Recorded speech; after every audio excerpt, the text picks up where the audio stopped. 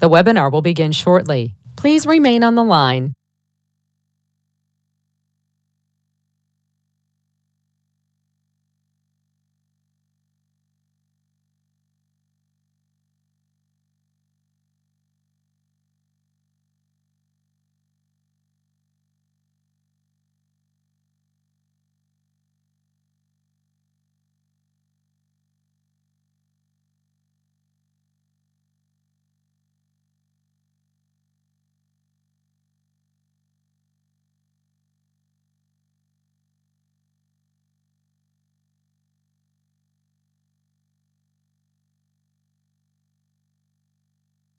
The webinar will begin shortly. Please remain on the line.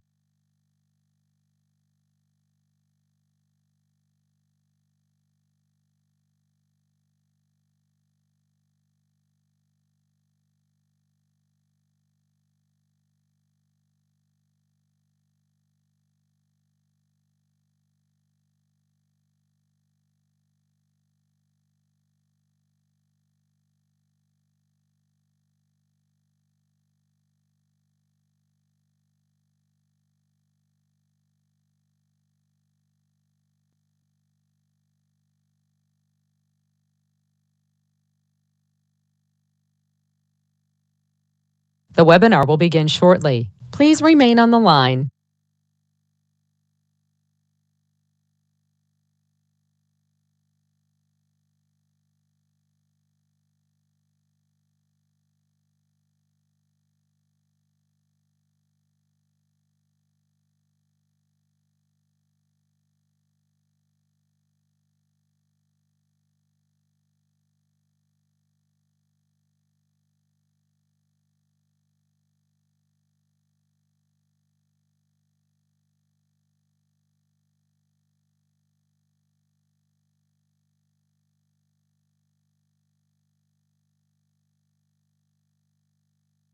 The webinar will begin shortly. Please remain on the line.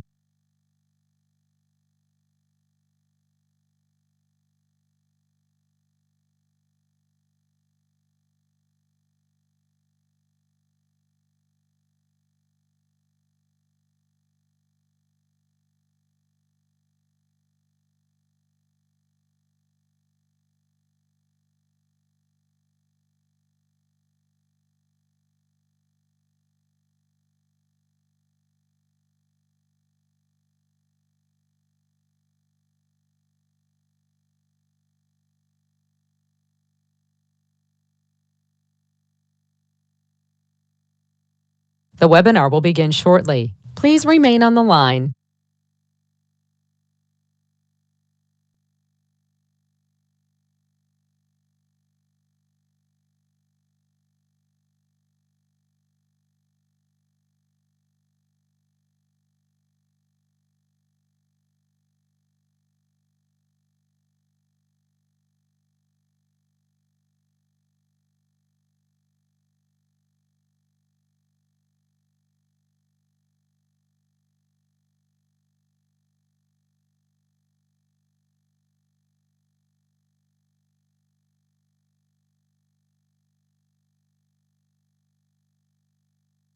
The webinar will begin shortly. Please remain on the line.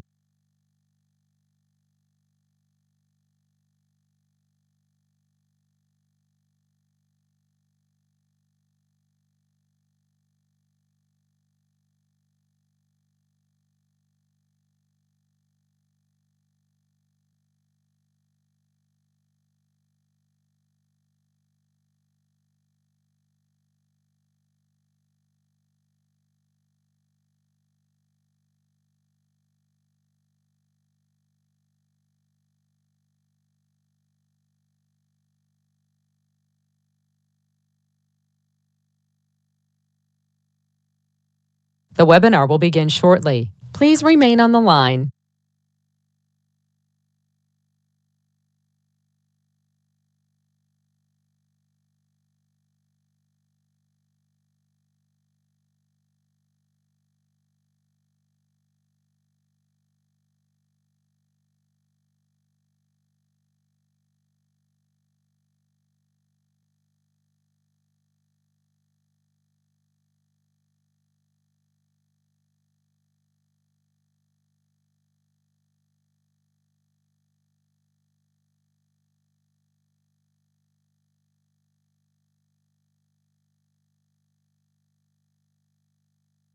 The webinar will begin shortly. Please remain on the line.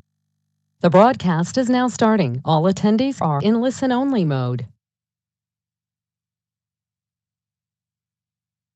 Hello, and thank you for joining us for the June 7th, 2021 study session for the Westminster City Council. I am Mayor Anita Seitz, and we appreciate having you here. Real quickly, I'll go through an announcement regarding our hybrid meeting format. As of April 12th, Westminster City Council is meeting in person for City Council meetings with the option for virtual participation by council and staff as necessary. In-person public participation is not yet available. The community may participate by watching the live stream on our city YouTube channel or dialing in by phone with the instructions on the meeting agenda webpage. Many modifications have been made to the council chambers for the safety of council and staff. This includes spacing on the dais and limiting the number of staff participation in person. When the public is invited back to City Hall for in-person public meetings, there will be limitations and new protocols to ensure the safety of participants and compliance with public health orders. Remote participation will continue to be available for the convenience of the community. The agenda section of the city website is the best place to check for details on participating in council meetings and study sessions.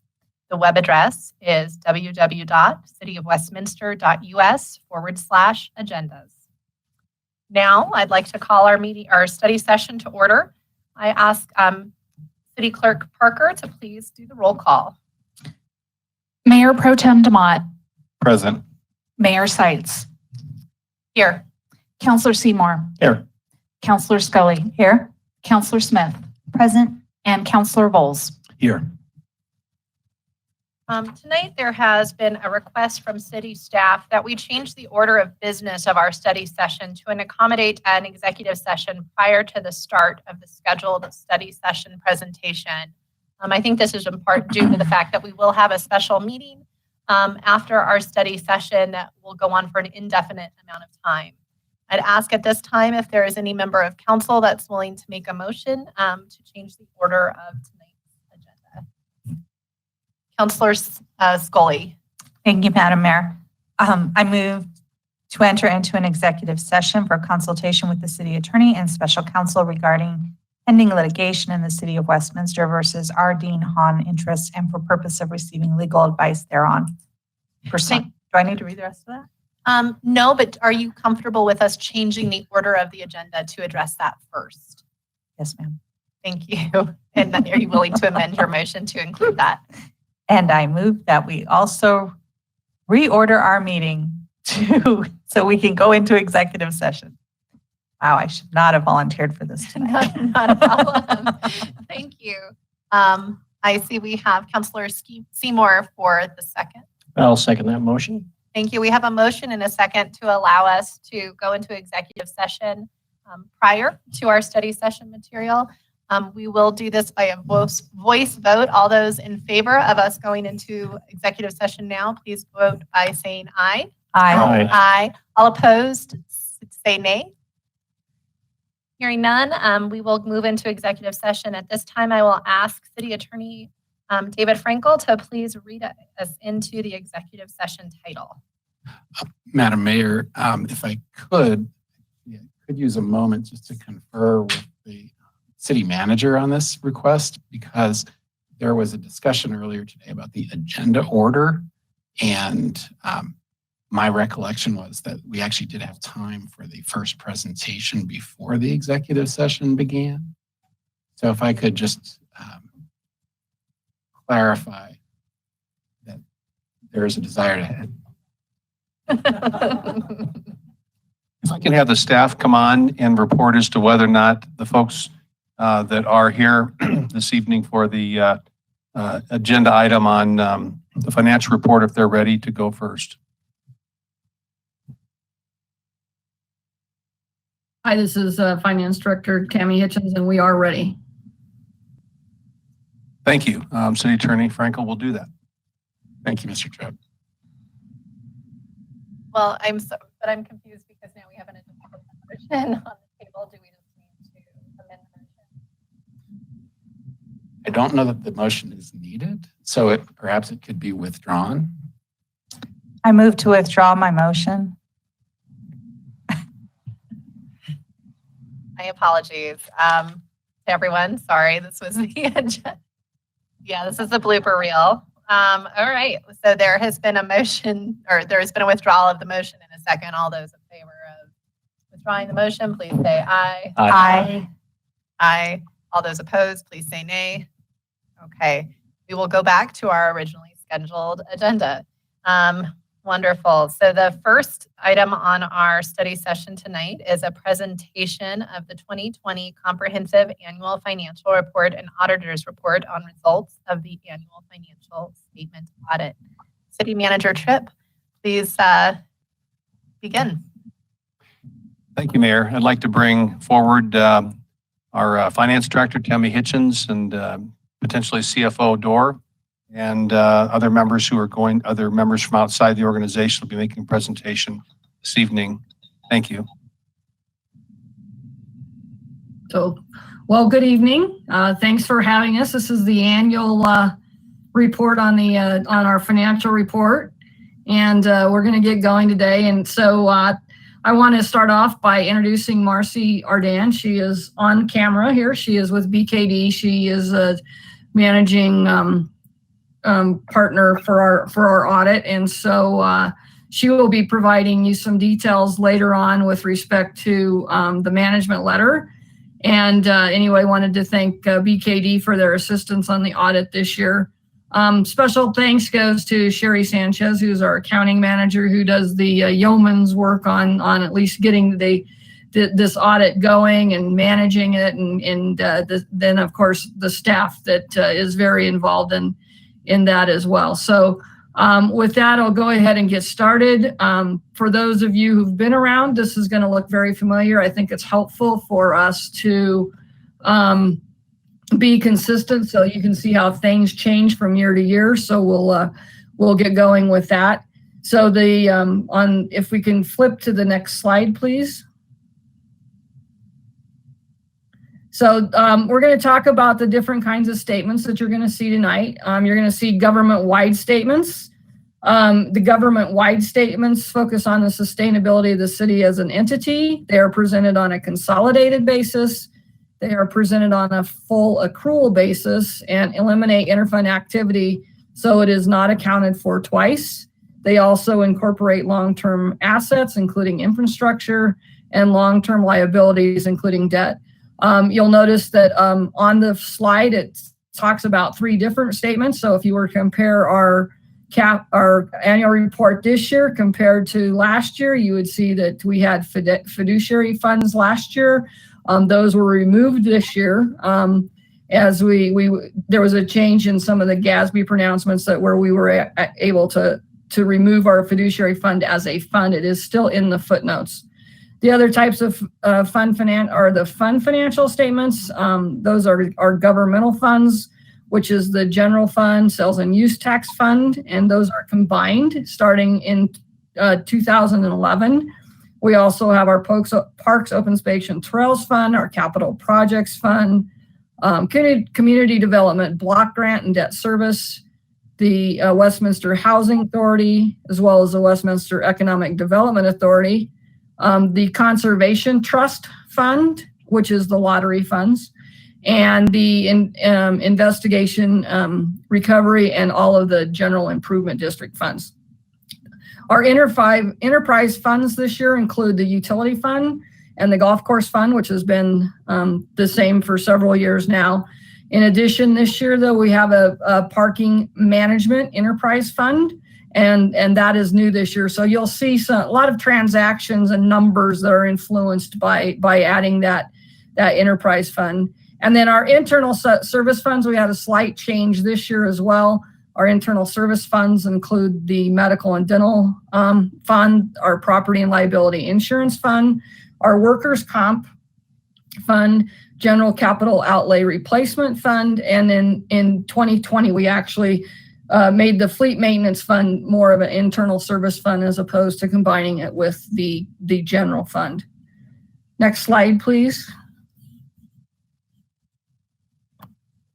So we're going to start out by talking about the government-wide financial statements. The statement of net position, which reports on all of the city's assets and deferred outflows, along with liabilities and deferred inflows, with the difference between the two reported as the net position. Over time, increases or decreases in net position are one indicator of whether or the financial health is improving or deteriorating. This is similar to a balance sheet. Our statement of activities presents information showing how the city's net position has changed. All changes in net position are reported as soon as the underlying event giving rise to the change occurs, regardless of the timing of the related cash flows. And that's the difference between our fund financial statements we'll be talking about versus the statement of activities. The statement of activities reflects the net cost by functional category, showing what is being supported by general government revenues. And this is similar to an income statement. Next slide, please. The net position of the city's governmental activities decreased by 4.3 million, which is a decrease of about 0.8% compared to 2019. The decreases in charges for services, sales and use taxes, and accommodations tax resulted from economic challenges caused by COVID-19. The decrease in other revenue was due to the one-time sale of property that had been previously held for resale in WEDA, which is the Westminster Economic Development Authority. Operating grants and contributions increased due to the significant federal coronavirus aid and Economic Security Act stimulus funding. Property tax increment increased due to the increase in urban renewal assessed valuations. The increase in general government was due primarily to the small business assistance, emergency mitigation, and grant programs administered by the city, as well as the other COVID-19 related local government and social recovery efforts. Increase in public safety were due to personnel and contractual services, and in community development to the repayment of federal funds to the Department of Housing and Urban Development when a community development block grant program project was canceled. Public works decreased due primarily to the street infrastructure repair and maintenance. Economic development decreased due to inventory adjustments for the sale of land held for resale. And culture and recreation decreased due to the suspension of services and facility closures that occurred throughout the year as a result of COVID.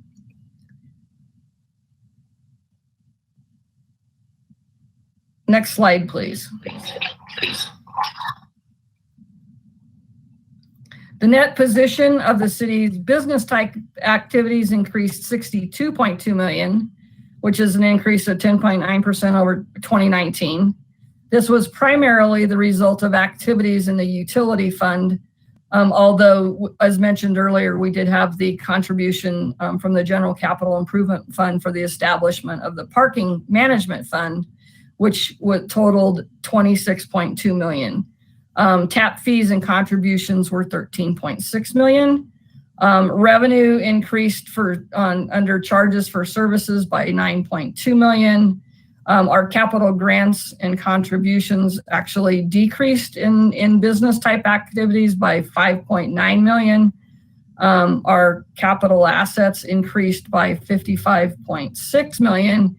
And then finally, our long-term liabilities increased 18.1, attributable to the 2020 Colorado Resources and Power Development bonds, which was offset by some savings that we had when we refinanced the 2020 revenue bonds.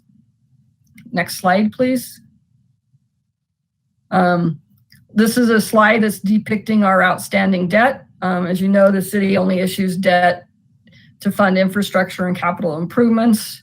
One of the reasons that we do this is so people who are actually benefiting from the assets are actually paying for them. Debt is never issued to fund operating costs. Governmental activities decreased by about 14.6 million, which was just kind of the normal pay down of the debt, net of a fire truck lease. And the business activities debt increased 18.3 million. And as I just mentioned, this was normal pay down of debt offset by the issuance of the Colorado Water Resources and Power Development Note. Next slide, please. This slide has seen significant improvement over the years. We only have one interfund borrowing that is still active, and that is still with the Holly Park urban renewal area. There's a loan from the General Capital Improvement Fund, but we were actually able to make a payment on that this year, even though it was only $17,000. It was $17,000 more than we were able to make last year. So that's a move in the right direction. Next slide, please. Now we're going to look at the net property, plant, and equipment. Our governmental activities assets actually decreased by $31.5 million. Depreciation expense was $19.4 million. Part of that is because of the parking garages. $26.2 million was what was actually transferred to the business enterprise. Some significant projects that were added for the governmental activities was $1.2 million for downtown Westminster roadway improvements and $0.7 million for system software improvements. We had $3.8 million in culture and recreation projects, of which $2.6 million were for recreation facilities, $0.9 million for downtown Westminster parks and streetscapes, and $0.3 million for trail development. On the business type activities, we had significant increases. The increase totaled $55.7 million. The depreciation expense was $16.7.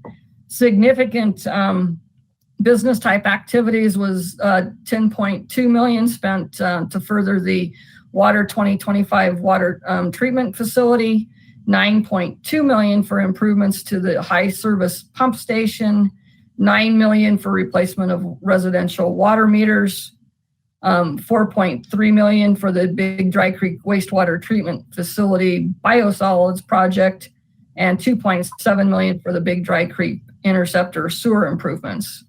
So if there's more information that's in the annual report in the notes, if there's a desire for more information about the projects. Next slide, please. So this slide I thought was pretty interesting this year. It was it's showing our revenues by source. What it was interesting about it is how it was changed due to COVID. And as reported kind of all year, we know that we were down in parks and recreation revenues. Our sales tax was down a bit. Our accommodations tax was down. So in looking at this graph, it's no surprise that sales and use tax is still our primary funding source. And this year it was 54%, which was down from last year of 55.4%. And then the property tax this year was 3.5% of revenues, and that was actually an increase from 3% last year. The notable changes due to COVID in particular, our accommodations tax this year was just 0.9% of our total revenues, where last year it was 2.3%. Our charges for services, and this is where you would primarily see the parks, recreation, and libraries revenues, was down to 8.9% versus 9.9% last year. Our operating grants and contributions were 11.3% and versus 5.4% last year.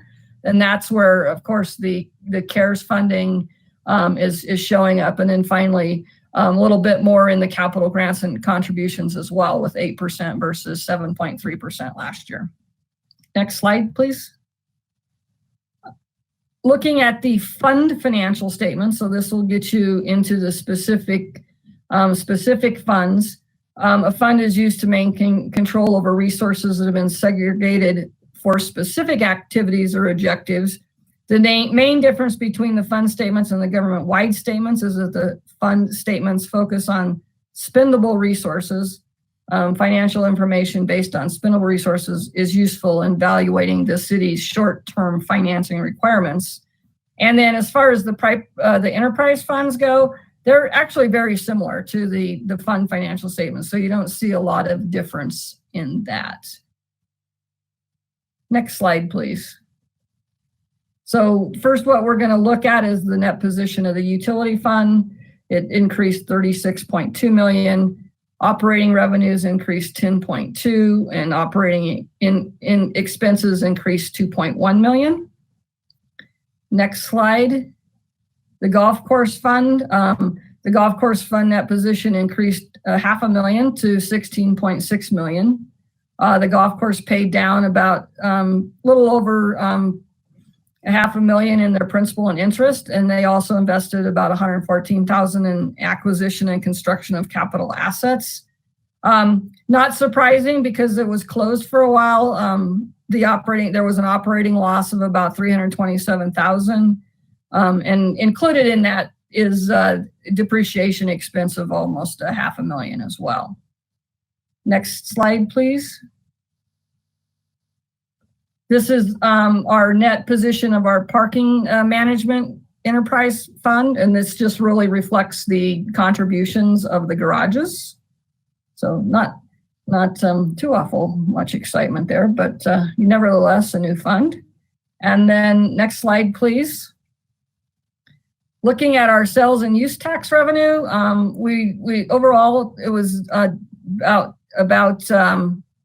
we were down a little bit as we know from COVID-19, and overall though I think that I have to say that I believe we were a bit very pleased in the end how well we did do with sales and use tax revenue, and anyway, and we're bouncing back from that as well. And next slide, please. And this is going to be our final slide. Here, we're going to talk about the general fund and the sales and use tax fund balance. This, back, as I mentioned earlier, back in 2011, we had to combine the general fund and sales tax fund. So when you're looking at the statements, you'll see that combination. And overall, the fund balance decreased about $418,000 for a total of $47.9 million.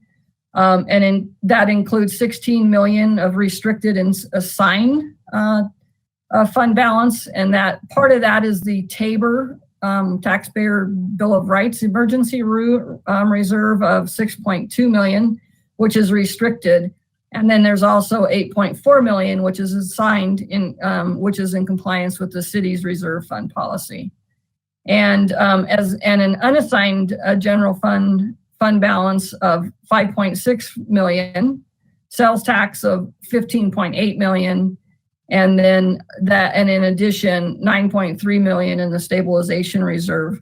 Altogether, this represents about 20.6% of the general fund expenditures and transfers out. So Councilor Smith had some questions about that today, so she prepped me very well for this slide. So thank you, Councilor Smith. So all in all, I think we had a pretty successful year given the challenges with COVID. I'll turn it over to Marcy Ardan. She's going to talk about three items, maybe more, but 3 items for sure in the management letter.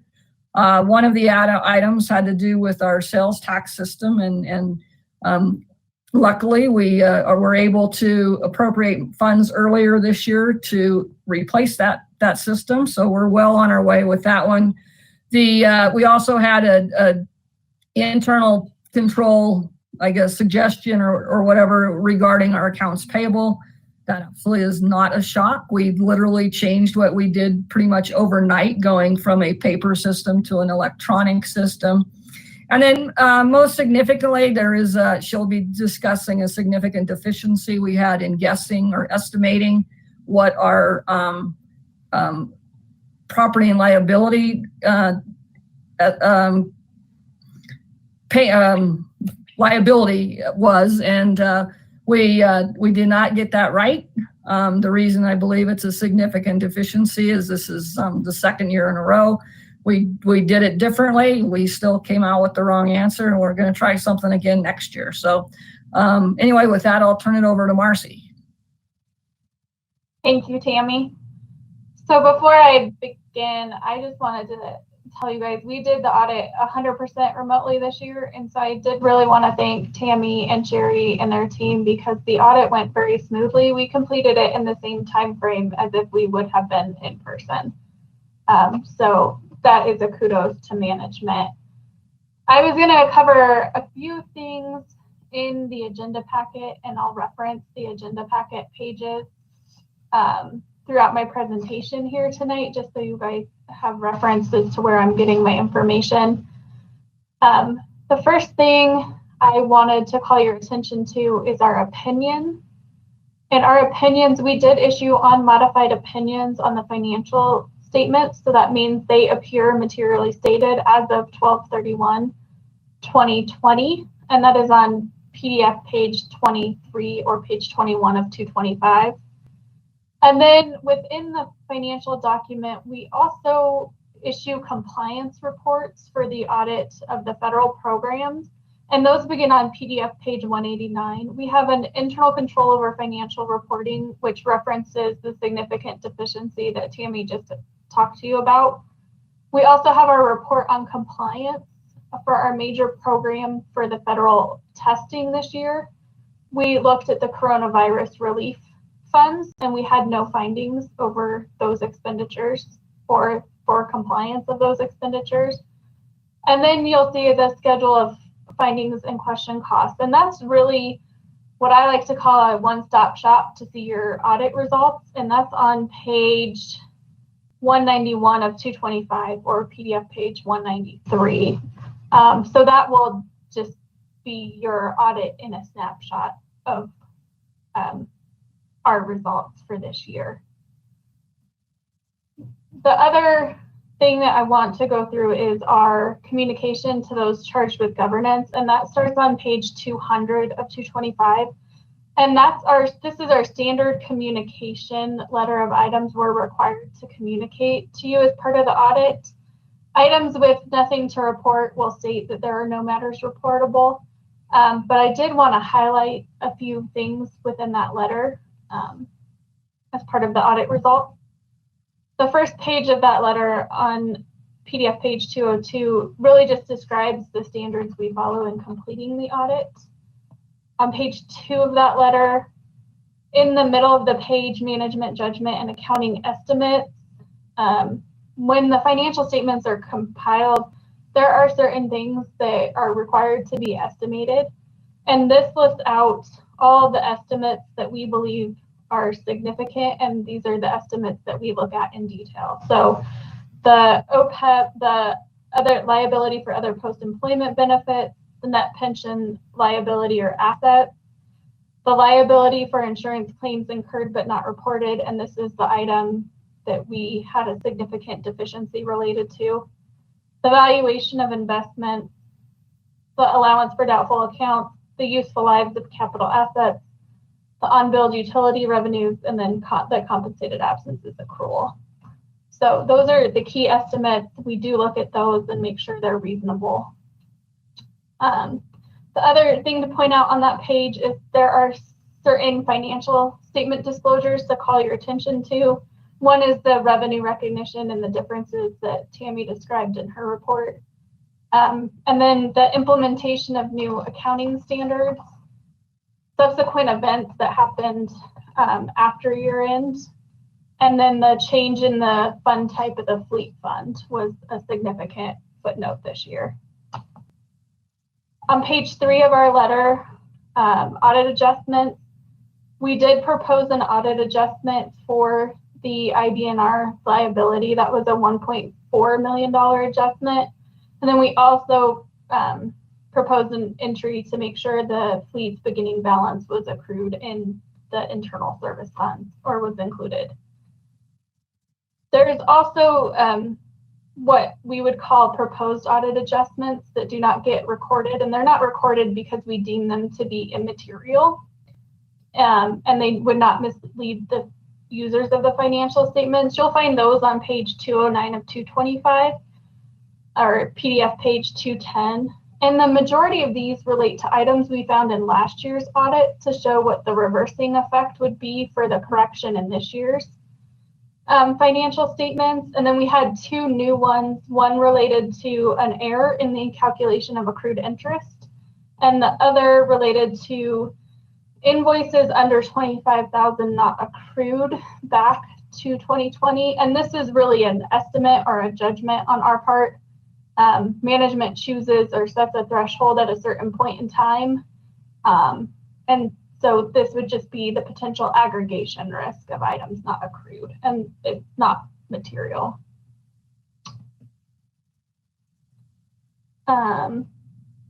During the course of the year, the city did adopt two new accounting standards. One was GASB 90 that had no impact to the city.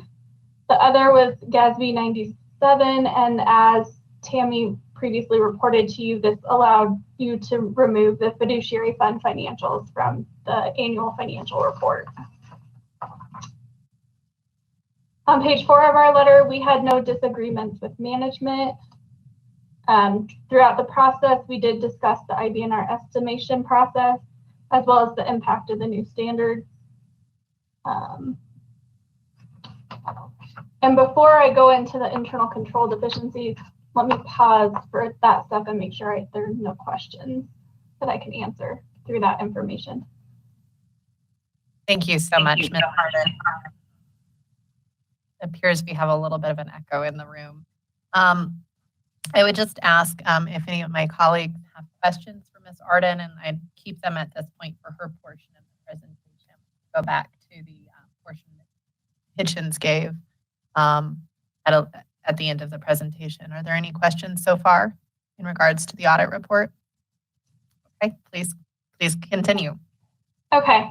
The next section of our letter goes into internal control over financial reporting. And so there's three types of what we call control deficiencies, or three levels. The first level is a material weakness, which means the financial statements were materially misstated. The second is a significant deficiency, which means it was still material and affords the attention of those charged with governance, but it doesn't raise to the level of a material weakness. And then the third level is just a control deficiency, where there's a process improvement that could be made. And we did have the significant deficiency this year, and what that was really the IBNR for the medical and health insurance was overstated by about 1.4 million, and looking at the historical information that is received after year end. So we requested management record an audit adjustment for that, but it is an estimate, and that is one of the reasons why it is at a significant deficiency.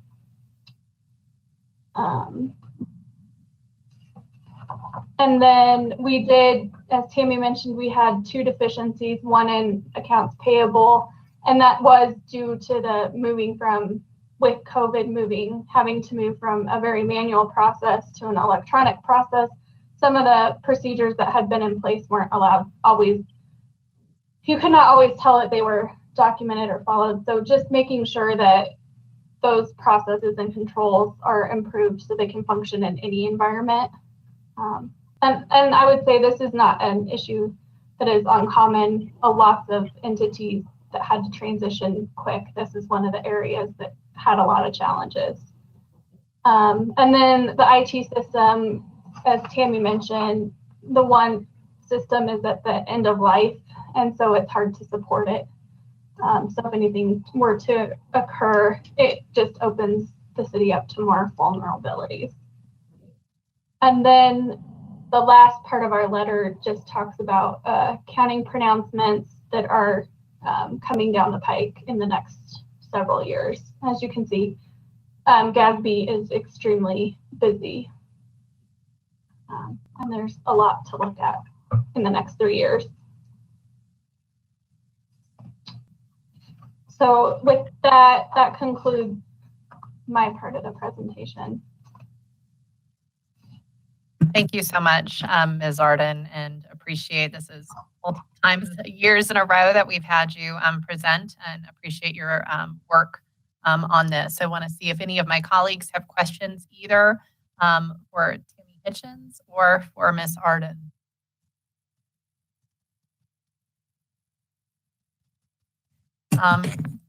Counselor Smith. Thank you, Mayor. Just for transparency, I'd like to just kind of note my questions for those listening that were answered previously and in this presentation. But one of them was noted as far as the error in the interest accrual related to the COPs, Certificate of Participations. And that was answered in this email and tonight. And then the net position that we're in is 5.3%. And I was asking what is generally a baseline that we like to target. Is it 5%, 10%, 15%? And that was also answered, and that it generally depends on obviously economic conditions. And then I must have missed this, so staff, I apologize, but for the pollution remediation, it was listed in page 75 of the annual report and what that is outlined as. And then my final question was the unassigned balances of 30 million. And then what if we were at 10, the goal is to be at 10%, but right now the city is at 20% and looking further into that. So Ms. Hitchens, thank you for your answer tonight and in this email. So my questions have been answered, but just wanted to relay for transparency. Thank you so much. I see no other questions or comments. I just want to say we are consistently impressed with your department, Tammy, and the work that you do. And I'm sure there were huge challenges having to do this completely virtually this year, but we appreciate your ability to make sure that we're following the rules. And thank you for this presentation tonight. Great. All right. The next item before us, prior to going into executive session, I do want to allow for a report of city officials and for a report of my colleagues. At this time, City Manager Tripp, do you have a report?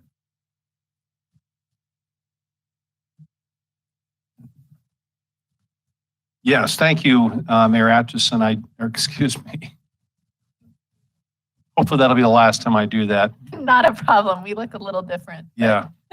Mayor Sites, thanks very, very much for your for bringing me on here this evening. I do have an item I'd like to bring up. A couple of items, actually. I want to start off by asking for your consideration, Council, in beginning our meeting next week a little bit early. Actually, I'll start out by saying that we'd like to bring you into the building approximately 6 p.m. for a sound check next week. And the reason for that is we have an executive session that we actually delayed from tonight that we'd like to push into next week and not get much later. It's an economic development agreement that has some timeliness.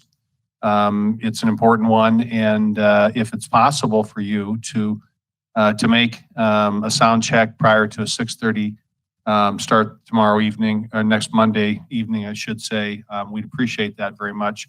If that's not possible, we certainly understand that, and we'll push it back to the following week and do it as a part of our study session on the 21st. And Mayor, if you might check your colleagues on that here in a few minutes when you had a chance maybe to look at your schedules and provide some feedback.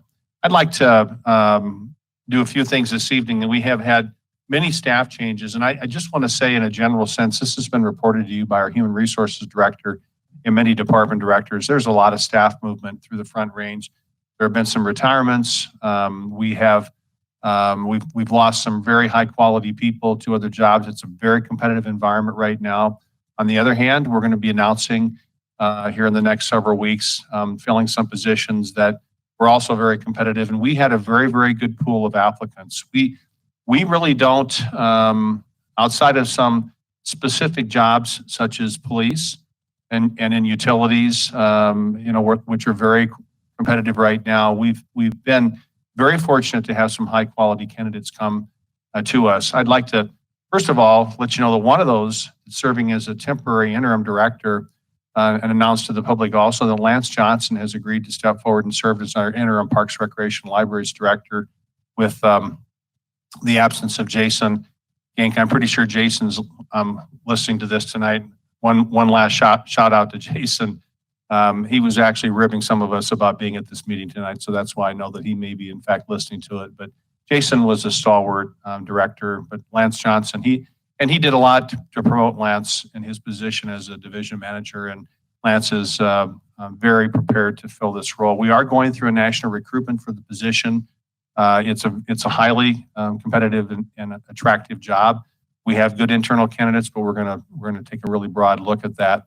In terms of events and ceremonies, we did not meet last Monday in observance of Memorial Day. I want to take an opportunity to reflect and express our appreciation amongst my staff to all who have lost their lives while serving and protecting in the U.S. Armed Forces. And of course, you know, we have a number of folks in the organization who celebrated that day, and we celebrated with them. June is Pride Month. I'm really proud the council read a proclamation for Pride Month at our last meeting in May. Please join us in lifting up our LGBTQT plus community and in celebrating love, diversity, equity, and inclusion. In honor of Pride Month, Westminster Station and City Hall are illuminated in rainbow colors for the month of June. Some of you were able to join on Saturday evening, and I won't go into this except to say thank you for joining us in the inaugural production of Land of Milk and Honey, a theater production that was held down at Schoenberg Farms. You know, that's an area of some frustration in the community because we all wish that we could bring that back to some sort of a permanent productive use in our community. Hopefully, people will see through this production, this theater production, the benefit that this facility may have in our future.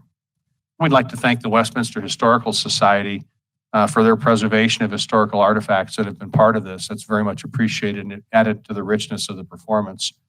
There was a library kiosk ribbon cutting. Thank you, Council, for attending to that. And I couldn't leave this evening's comments without acknowledging that we will be having a July 4th fireworks. Thank you, Council, for being agreeable to that. And we're looking forward to co-sponsoring this event with North Glen. North Glen will be having events during the day, which they've invited the residents of our city to attend their events during the day. And we've invited, of course, their residents to enjoy our fireworks. So we're happy to work with our neighbors to the east on this event. Tonight, we will hear a proclamation of the 2020 Comprehensive Annual Financial Report. This will be, it was a very good report that was provided. We'll have an executive session item here in a little bit. And for those that are listening from the community, at 8 o'clock, we will hold a special meeting for the selection of the new city councilors. So, Mayor, thank you for allowing me to open the meeting with these comments this evening. Thank you so much. Now, Council, I'd ask if any of you have comments. I see Mayor Pro Tem DeMont in the queue. Thank you, Madam Mayor. A couple of things I wanted to point out. I'd like to start off tonight by reading a quote. This is from Franklin D. Roosevelt. It says, "Our sons, pride of our nation, this day have set upon us a mighty endeavor, a struggle to preserve our republic, our religion, our civilization, and to set free a suffering humanity." Those words, he spoke about D-Day. So yesterday was D-Day, and so on top of honoring our lost soldiers of the armed forces last week in Memorial Day, and I hope you took pause to remember the folks that stormed the beaches in Normandy. There were a lot of Americans and our allies who died on those beaches, preserving the very freedom that gives us the ability and the liberty to be here tonight, for us to celebrate such things as Pride Month, so that all Americans, no matter race, color, creed, sexual orientation, can go after the American dream. So to me, it's always a very sombering thing to think about all the people who've spilled blood to make sure that we're afforded those liberties that this country gives us. With that, I'd also like to share, I was one of the ones who went and watched the production of The Land of Milk and Honey at the Schoenberg Farm. And that was really awesome evening. I got to learn some history about some great Jewish Americans that came here and helped other people in our society. That's very touching for me. My mother has German Jews that came to America on her side of my family. So it was really great to hear that history that I didn't really know about our city. So I very much appreciate all the effort that staff and that production company put into that. And I would give a special shout out to the Westminster Historical Society for allowing us to be able to use some of their historic items in order to make that a really memorable event where history came to life. And the last thing I wanted to share is I joined many members of council, including the mayor, at a ribbon cutting for the library kiosks that are now at City Park Fitness Facility, as well as the Westview Rec Center. I want to thank staff for putting those in those facilities. They're a great resource to our community. And if you didn't know, you can also drop off your library returns at those facilities now. Thank you very much, Mayor Pro Tem. Next in the queue, I have Councilor Catherine Scully. Thank you, Madam Mayor. So this week I had the privilege of also joining the Jefferson County Board of County Commissioners meeting last week, and they had a lot of great things to talk about that are going on in the community. This is a group of councilors and mayors, county commissioners from all over the region of Jefferson County. We come together and we talk about how we can be better partners with one another and how we can share resources and work together to create the community that we want to envision. This week, they talked about diversity, equity, inclusivity group that they are starting. Applications will be open in July, and they'll be lifting that off the ground. There will be a One Community Summit in October 18th through 21st, and there'll be registration open for that as well.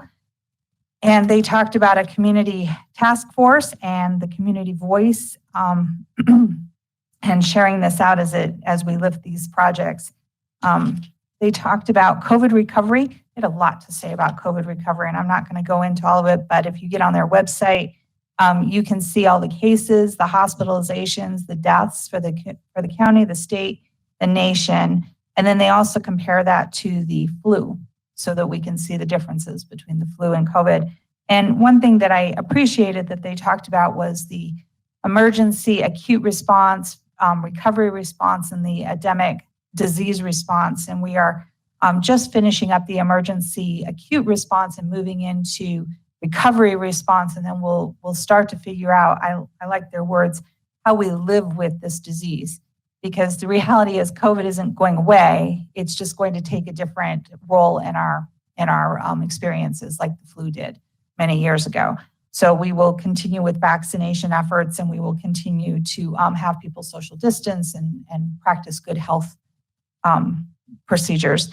One thing they did say, I thought this was so impressive, 70% of Jefferson County is vaccinated with at least one dose. I just think that's amazing. I'm so proud to be a part of this community. They talked about economic data and federal relief. They talked about the use of the CARES Act and now the American Rescue Funds. One of the things that has been a big initiative for the Jefferson County Commissioners group is homelessness. We worked on this since January of 2020, I believe is when they announced that we were going, it might have been 2019 actually. We announced that we were going to start working on a regional homeless initiative. They have implemented navigators. They have worked to provide services for mental health and for substance abuse, food pantries. But with the American Rescue Funds, they are talking about using that to put into place 2 centers for homelessness. So those centers would have beds and resources, and one of the facilities will be in what they're terming Central Jeffco, and the other one will be in North Jeffco. They do not have specific locations, but those are coming and they will be in place. They're going to pass the proposal, I believe, in June, and then in July, they're hoping to have locations picked out. So they're moving very quickly on that. And then Front Range Community College has a vaccination clinic happening on Thursday, June 10th from 10 to 1 o'clock. And then you can get the second shot July 1st from 10 to 1 o'clock at all of their campuses, and it is open to the public. And then I just wanted to also thank our Historic Society for supporting the Catamounts in the land of milk and honey. This is my 3rd year attending these events, and they are fantastic plays. I am a true art appreciation person, and every time I see these, I'm totally blown away at the richness of our history and our community and how they bring that to life for us. And then I also had the privilege of being at the library kiosk ribbon cutting. This was especially near and dear to my heart. It has been I've been a champion for bringing library resources to the Jefferson County side of our community. We have 2 libraries on our Adams County side, but we don't have any on our Jefferson County side. So this was very exciting because now we have 2 kiosks. We have one at our city park fitness center and one at our Westview recreation center. And for me, libraries are, well, first of all, I'm an avid reader. I love to read, find great joy in words and stories, and I just love to learn. But for me, libraries are a source of accessibility and opportunity. They level a playing field for all of our community. They are opportunities. So this is just so exciting to me, and I've already got my 3 books, and I'm already halfway through one, and can't wait to put this into place. And my husband turned around and goes, "Wait, you went to a ribbon cutting for a library and you didn't invite me?" I was like, it was early on Saturday. I didn't think you'd want to go, but my mistake. So he and I will be going back so he can get some books too. Thank you so much, Councilor Scully. Next, we have in the queue, Councilor Lindsay Smith. Thank you, Mayor. I'll be brief, as my colleagues have mentioned the library kiosk, but I just wanted to thank staff for their efforts in that, one at City Park Fitness Center and the other at Westview Recreation Center. I think geographically it makes perfect sense. And these locations too. I would take it a step further. We did have a staff member mention that, because we were thinking about what about the north end of Westminster, and a staff member had said maybe a good addition would be in the hospital. And I think that might be a excellent addition. So I'll nudge staff a little bit as far as pushing that suggestion forward. And I'm very happy to send over who sent that in. So I thought it was a good suggestion, but that's all I had. I had a pretty late week this week. So just wanted to thank staff for their efforts on that. So thanks. Thank you, Councilor Smith, for the report and for that great suggestion. Well, for passing it on. Next, we have Councilor Rich Seymour. Thank you, Madam Mayor. I too enjoyed this weekend, the ribbon cuttings for the kiosks. Great idea on way to partnership with the north end too. So I appreciate that being brought up. And also we thoroughly enjoyed the production Saturday night. And it was great to see the opportunities presented at the Schoenberg Barn. And we survived the wind blow right at the end there too. So just have to remember, we'll put this out there. Remember, everything's better with ice cream. So it's a good thing. You didn't go to the play, get there and figure that out. Today was a busy day also. I had the opportunity and honor to represent the city at the Rocky Flat Stewardship Council. This is the legacy site management group that is area citizens groups and representatives from Boulder, Broomfield, North Glen Thornton, and Arvada and Westminster. This was an important meeting. It is the annual report that is required on all the monitoring that goes on constantly at the site. Surface water monitoring, groundwater monitoring, and site operations, which also includes vegetation upgrade growth, and then also the wildlife monitoring part and the amazing growth of the elk herd out there, which is a good and bad thing because they tend to tear things up a little bit. But it's great to see that is moving on. All reports, there was no indication this year in any of the tests that there was any issues in especially groundwater and the surface water, and some of the improvements as far as the site that are ongoing because it's earth moves. Some of the sites that were landfills are being shored up at all times. And so it's important to keep that moving. And they did a great job doing during COVID to keep that moving forward also. And then today, speaking of Westminster Historical Society, I had the opportunity to attend the final services for Isla Mae Imroth. Isla Mae was a trustee emeritus to the Westminster Historical Society and a stalwart. For those of you who know Isla Mae, she knew her way and she'd show you the way and then she'd tell you again. But Isla Mae joined the Westminster Historical Society in 1988.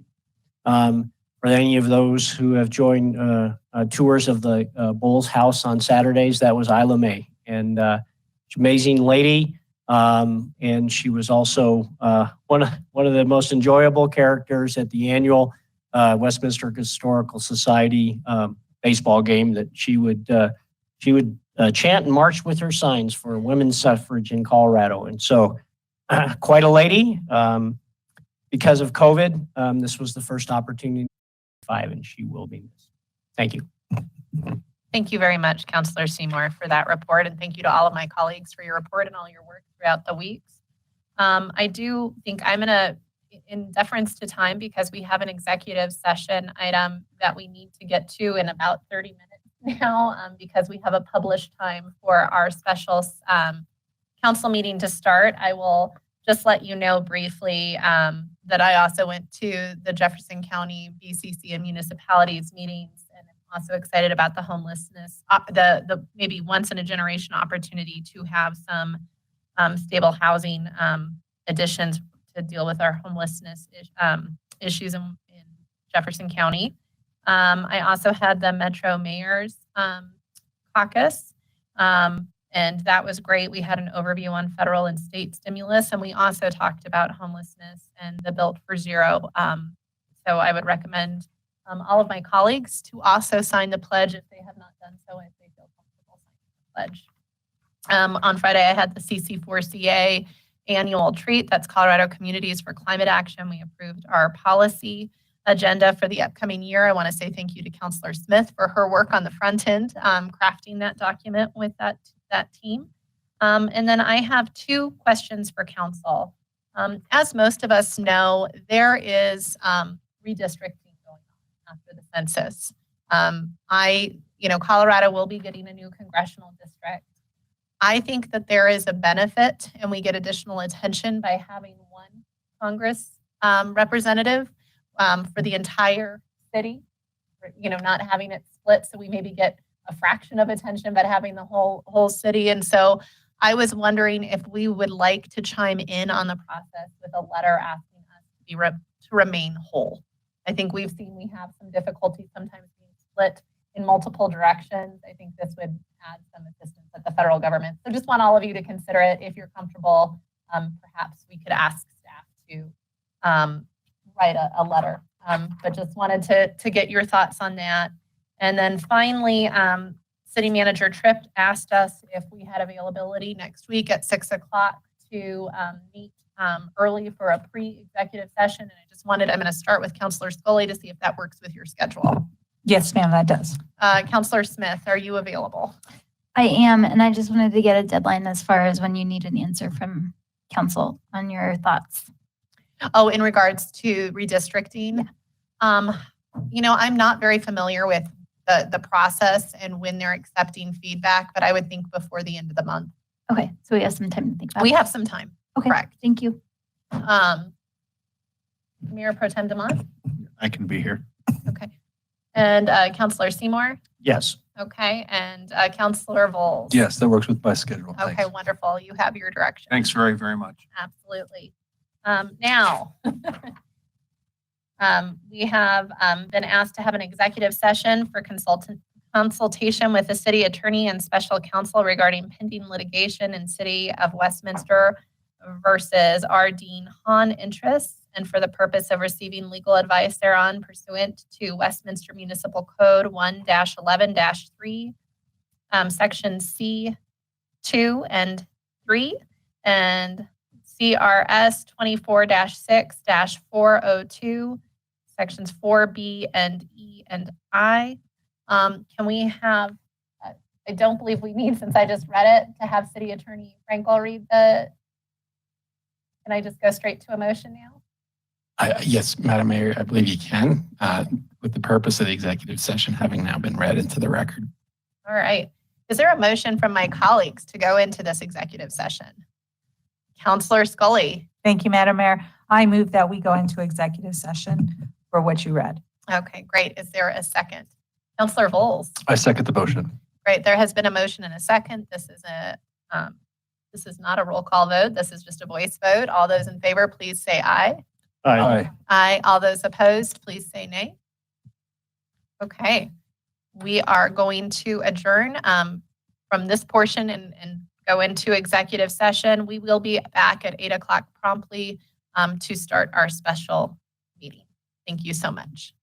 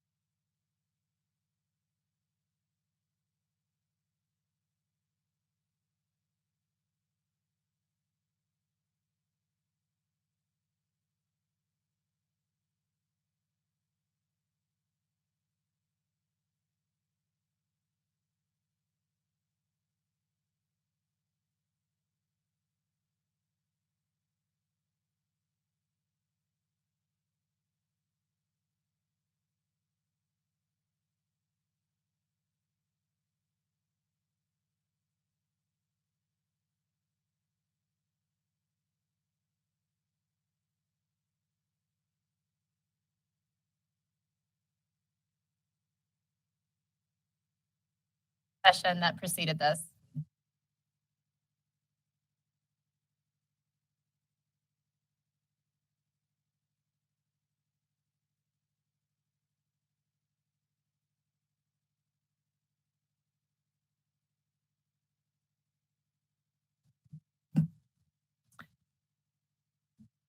I'm just going to double check with the city clerk. Are we recording and live? Am I able to start the meeting? Give me 1 second. Okay.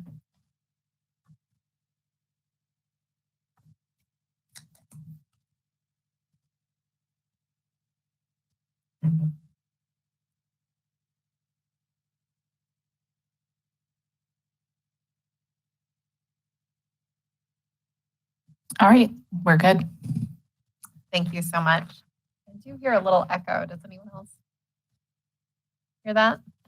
So thank you so much to everyone who is in attendance tonight in person and folks who are joining us online. Tonight is the June 7th special City Council meeting for the Westminster City Council. I'd ask all those in attendance to please join me in the Pledge of Allegiance.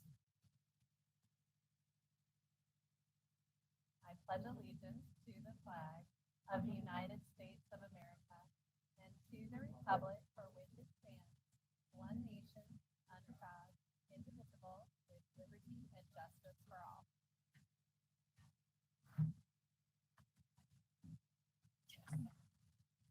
I'd now like City Clerk Michelle Parker to please do the roll call. Mayor Pro Tem Demott. Here. Mayor Seitz. Here. Councilor Seymour. Here. Councilor Scully. Here. Councilor Smith. Present. And Councilor Vols. Here. Thank you. We now go into the purpose of our special council meeting. Would someone like to make a motion to open the meeting on this item? I'm sorry, Councilor or Mayor Pro Tem Demott. Thank you, Madam Mayor. I move to select a person to fill the vacancy in the office of City Councilor, term to expire in November of 2023, which was created by the May 10th, 2021, when then Mayor Pro Tem Anita Seitz was sworn in as the mayor, leaving a vacant City Council seat. Thank you. Councilor Seymour. Second. We have a motion and a second. Can I get a roll call vote? Oh, well, I guess, do we need to open this up or can we just go ahead into discussion at this time? That is up to council. If you all are ready to move forward, we do just have one presentation slide. If you give me just a moment to get that. Prior to going into the presentation slide, I guess I will ask my colleagues if there is any discussion on this agenda item before we go into the vote. Does anyone have any discussion or question? Mayor Pro Tem Demott. Thank you, Madam Mayor. I just wanted to thank everybody again who went through this process and staff for putting this on a short notice, and my colleagues as we've went through this process. I know it's a lot of work and I appreciate everybody's time and effort. It's an important endeavor that we're indulging in, and I appreciate everybody's time. Seeing no other questions or comments at this time, let's go through with the presentation of the procedure for tonight. Thank you, Madam Mayor. Just briefly, would like to give everybody a quick overview of how the appointment voting procedure works for those who are joining us in the audience and as well as those who are listening in or present here in chambers. Council Rules and Regulations, Part 7, Section 24 stipulates that vacant positions on the City Council shall be appointed by council from applicants who have completed the appropriate application form and interview process.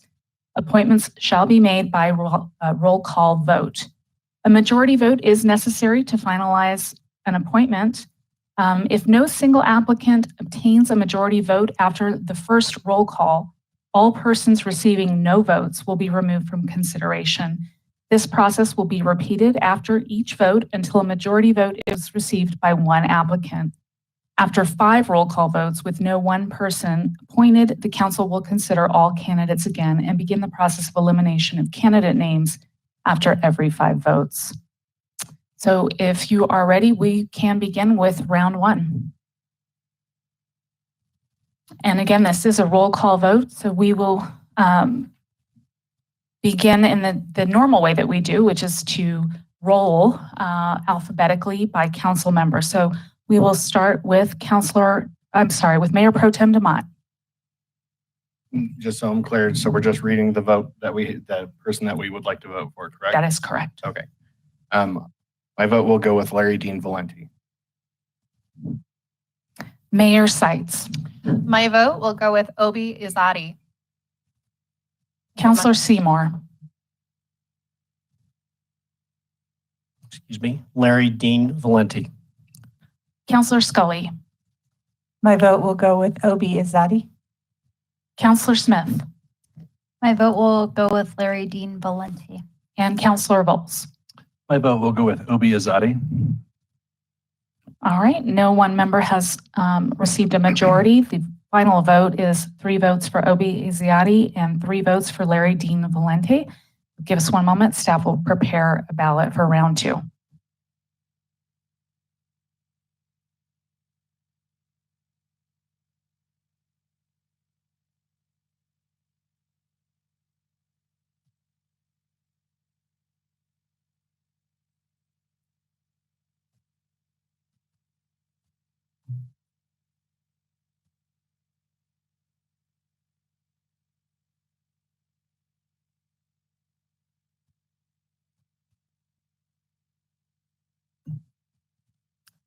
All right, and round 2 ballot is up. Just as a reminder, everyone receiving no votes has been crossed out from consideration.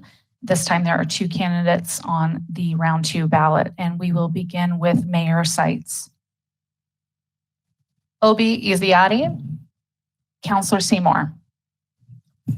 Larry Valenti. Counselor Scully. Obi Izadi.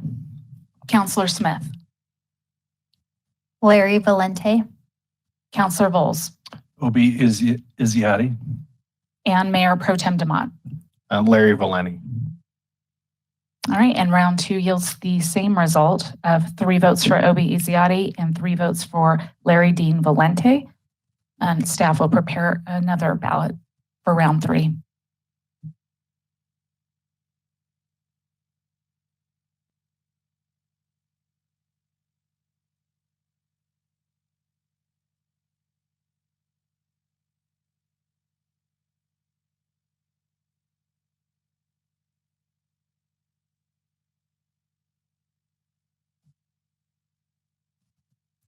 All right, round 3. And once again, there are 2 candidates eligible on round 3.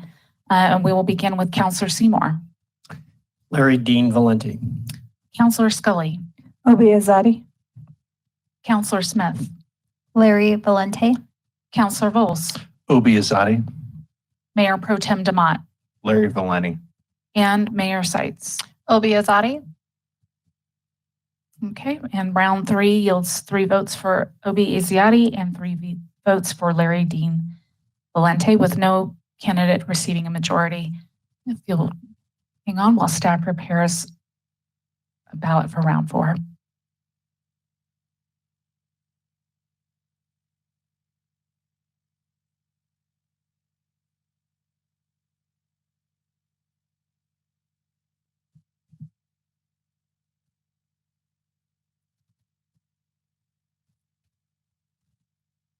All right, round 4, we'll begin with Counselor Scully.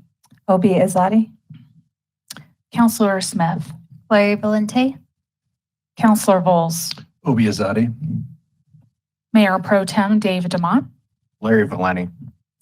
Mayor Seitz. Obi Izadi. And Counselor Seymour. Larry Valenti. And round 4 yields 3 votes for Obi Izadi and 3 votes for Larry Dean Valenti, with no one gaining a majority vote at this time. Staff will prepare a ballot for round 5.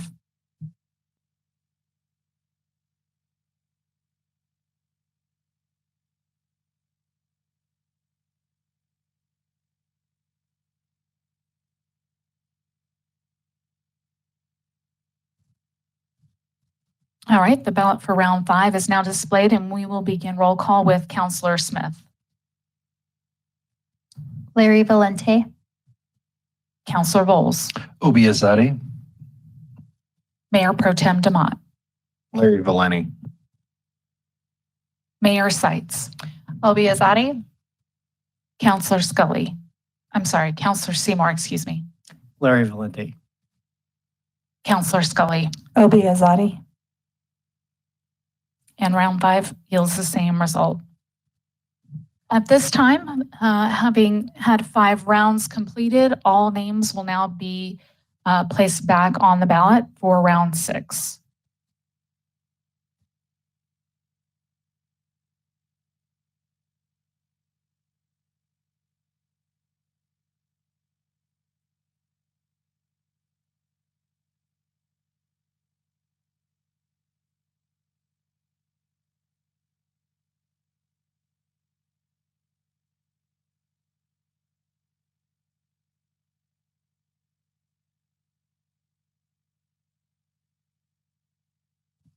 All right, and round 6 is now displayed, containing all the candidates' names for consideration by the City Council. And we'll begin roll call with Counselor Bowles, Miguel Mendoza Hall. Mayor Pro Tem Demott, Larry Valeni. Mayor Sites, Miguel Mendoza Hall. Counselor Seymour, Larry Valenti. Counselor Scully, Miguel Mendoza Hall. Counselor Smith. Larry Valenti. And the results of round 6 yield 3 votes for Miguel Mendoza Hall and 3 votes for Larry Dean Valenti. And we will move on to round 7. All of the candidates who received no votes will be removed from consideration for the next round.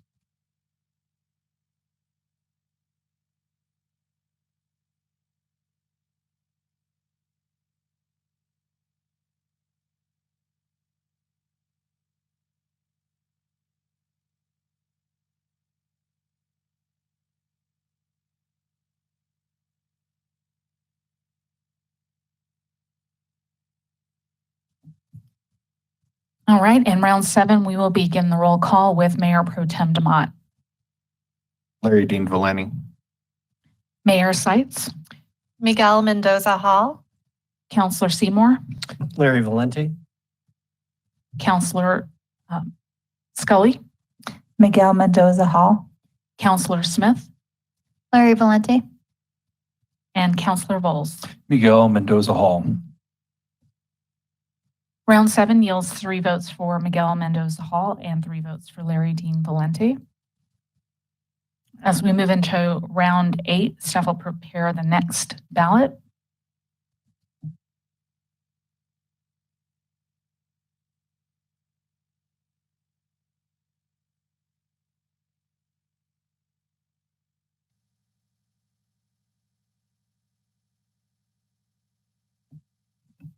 And round 8, we'll begin roll call with Mayor Sites,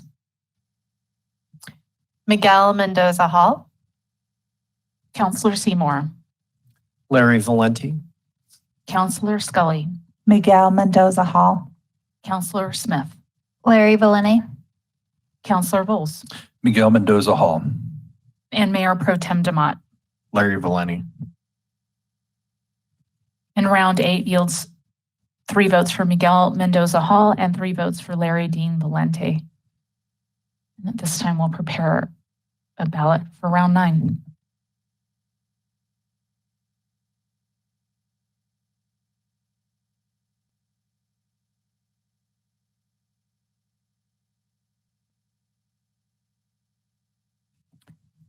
And round 9, the roll call vote will begin with Counselor Seymour, Larry Valenti. Counselor Scully, Miguel Mendoza Hall. Counselor Smith, Larry Valenti. Counselor Bowles, Miguel Mendoza Hall. Mayor Pro Tem Demott, Larry Valeni. Mayor Sites, Miguel Mendoza Hall. and round 9 yields 3 votes for Miguel Mendoza Hall and 3 votes for Larry Dean Valenti. And at this time, we'll move on to ballot for round 10.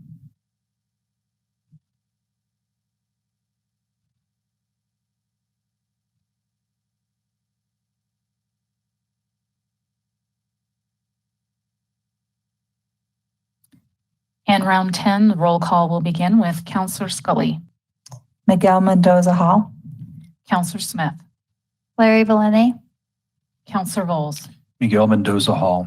Mayor Pro Tem DeMott, Larry Valeni. Mayor Seitz, Miguel Mendoza Hall. and Counselor Seymour. Larry Valente.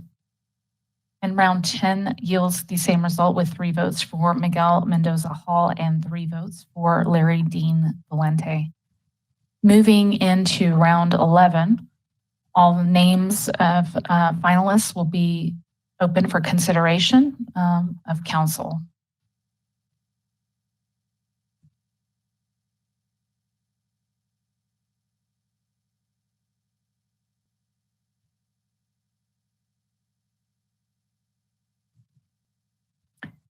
And roll call will begin with Counselor Smith, Larry Valente, Counselor Bowles, Don Fittis. Mayor Pro Tem DeMott, Larry Valeni. Mayor Seitz, Excuse me, Don Fittis. Counselor Seymour, Larry Valente. Counselor Scully. Don Fittis. And round 11 yields 3 votes for Don Fittis and 3 votes for Larry Dean Valente. And at this time, staff will prepare a ballot for round 12, excuse me.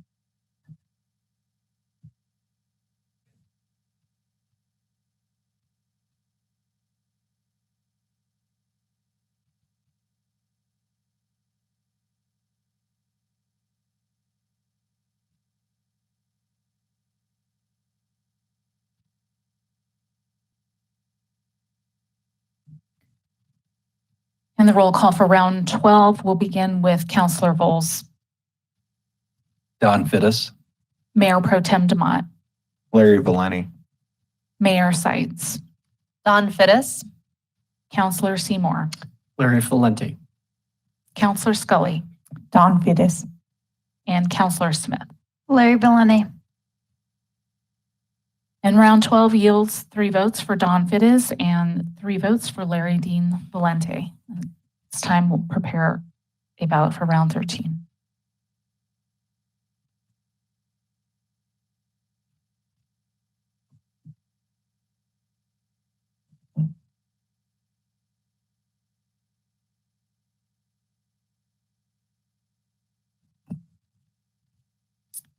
And the round 13 roll call will begin with Mayor Pro Tem DeMott, Larry Valeni. Mayor Seitz, Don Fittis. Counselor Seymour, Larry Valente. Counselor Scully, Don Fittis.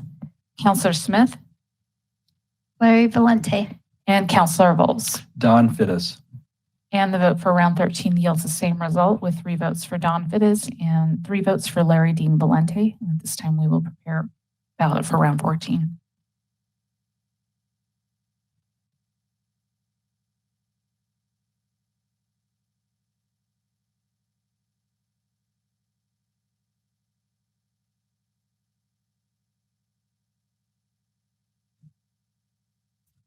Round 14 roll call will begin with Mayor Seitz, Don Fittis. Counselor Seymour, Larry Valente. Counselor Scully, Don Fittis. Counselor Smith, Larry Valente, Counselor Bowles, Don Fittis. and Mayor Pro Tem DeMott. Larry Valenti. And round 14 yields 3 votes for Don Fittis and 3 votes for Larry Dean Valente. We will move on to round 15.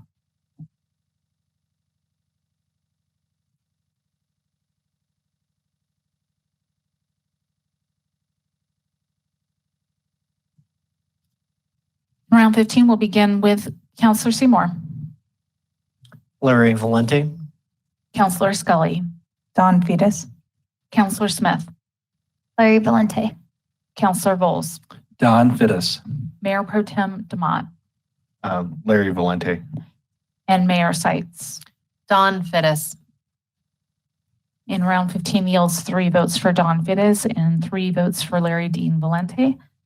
As we move into round 16, all names will be on the ballot for consideration by council. And we will have that here momentarily.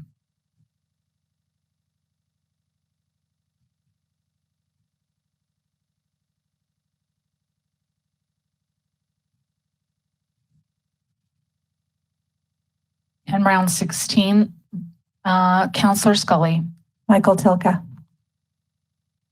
Counselor Smith, Larry Valente. Counselor Bowles, Michael Tilka. Mayor Pro Tem DeMott, Larry Valeni. Mayor Seitz, Michael Tilka, Counselor Seymour. Larry Valente. And round 16 yields 3 votes for Michael Tilka and 3 votes for Larry Dean Valente. This time we'll move on to round 17. And only the 2 candidates receiving votes will continue forward for the next rounds.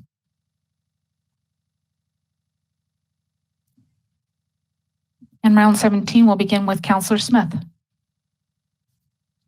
Larry Valente. Counselor Bowles, Michael Tilka. Mayor Pro Tem DeMott, Larry Valente. Mayor Seitz, Michael Tilka, Counselor Seymour, Larry Valente. Counselor Scully. Michael Tilka. And round 17 yields the same result with 3 votes for Michael Tilka and 3 votes for Larry Dean Valente. We'll move on to 18.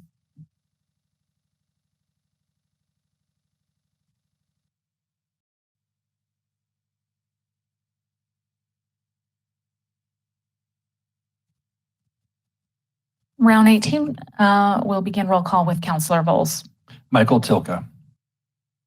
Mayor Pro Tem DeMott, Larry Valeni. Mayor Seitz, Michael Tilka, Counselor Seymour, Larry Valente. Counselor Scully, Michael Tilka. and Counselor Smith. Larry Valente. And round 18 yields 3 votes for Michael Tilka and 3 votes for Larry Dean Valente. We'll move on to 19.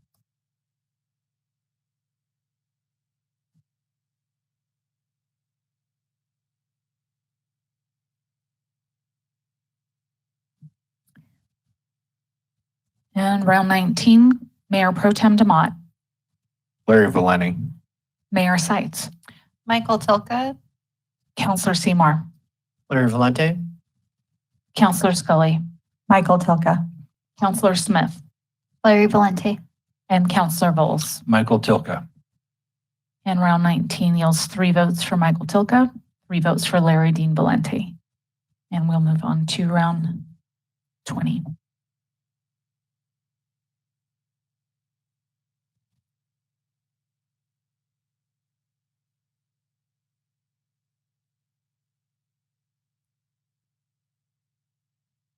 All right, round 20, we'll begin with Mayor Seitz, Michael Tilka, Counselor Seymour, Larry Valente.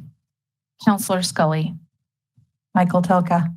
Counselor Smith, Larry Valente. Counselor Bowles, Michael Tilka. and Mayor Pro Tem DeMott. Larry Valente. And round 20 yields 3 votes for Michael Tilka and 3 votes for Larry Dean Valente. And we'll move on to round 21. Prior to moving on to round 21, I'd like to take a brief pause from voting to poll my colleagues. It appears to me we might run into a situation tonight where we end up in an impasse. I wanted to see thoughts on how we handle that. Should we have a set number of votes or a check-in again, maybe at a certain number of votes to see if we want to call it? If you have suggestions on how to handle this, just would like to see if anyone has any thoughts on how to improve the process.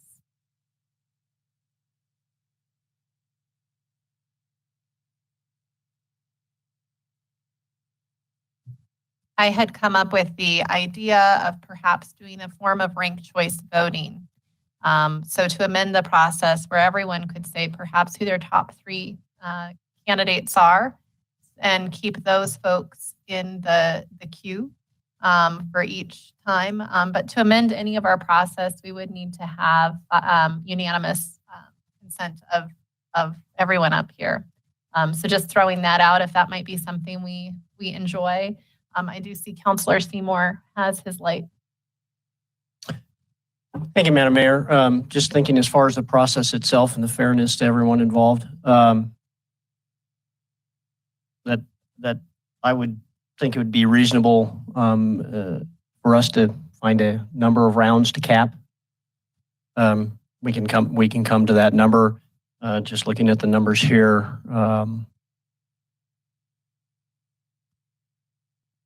3 more rounds.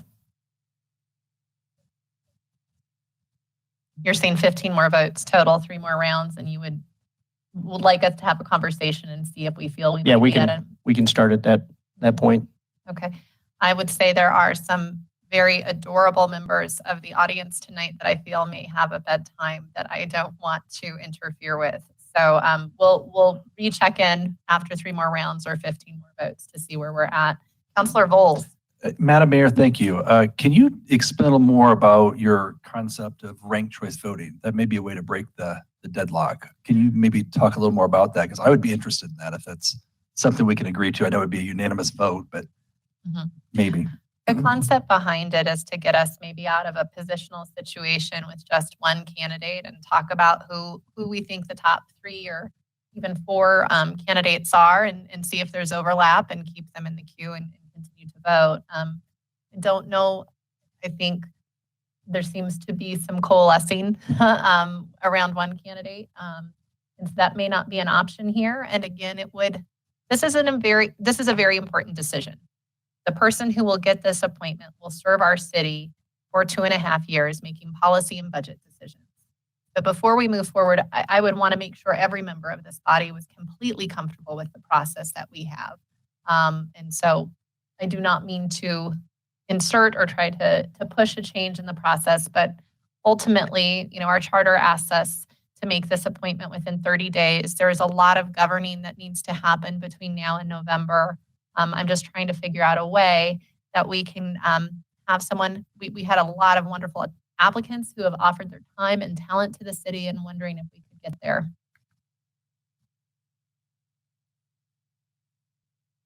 Madam Mayor, I would just follow up. I would support that notion. I don't know if we have a majority here, but I would say I would be in support of that. Councilor Scully. Madam Mayor, I also would support a rank listing.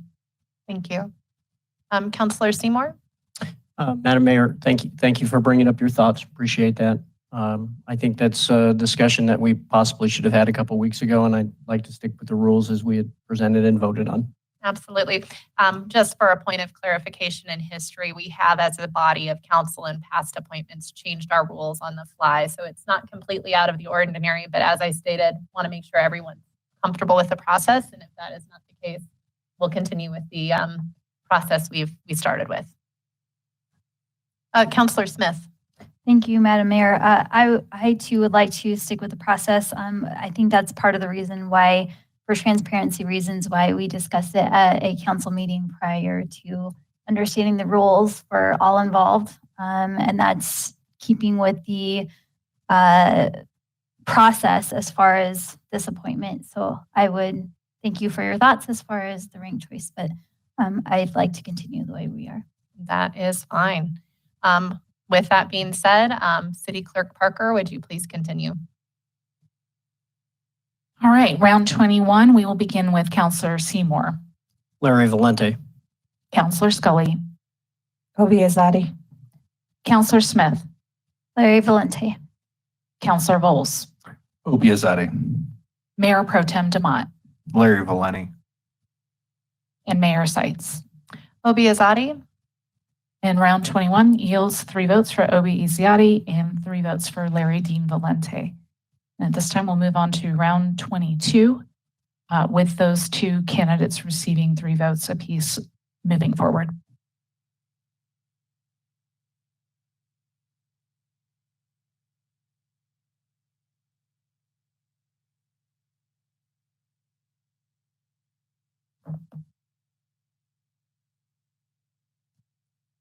In round 22, we will begin with Counselor Scully, Obiazati. Counselor Smith, Larry Valente, Counselor Bowles, Obiazati. Mayor Pro Tem Demott, Larry Valeni. Mayor Seitz, Obiazati, and Counselor Seymour. Larry Valente. In round 22, yields 3 votes for Obi Izziati and 3 votes for Larry Dean Valente. We will move on to round 23.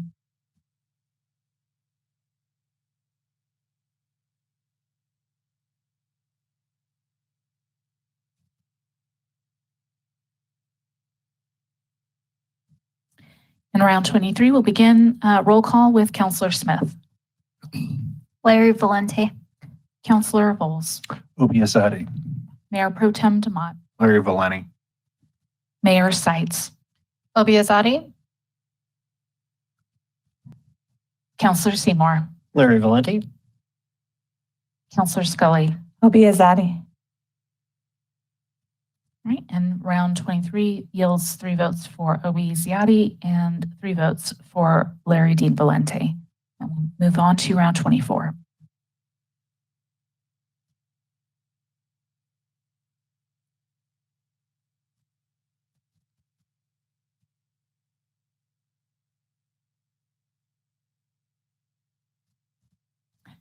In round 24, we'll begin the roll call with Counselor Bowles, Obiazati. Mayor Pro Tem Demott, Larry Valeni.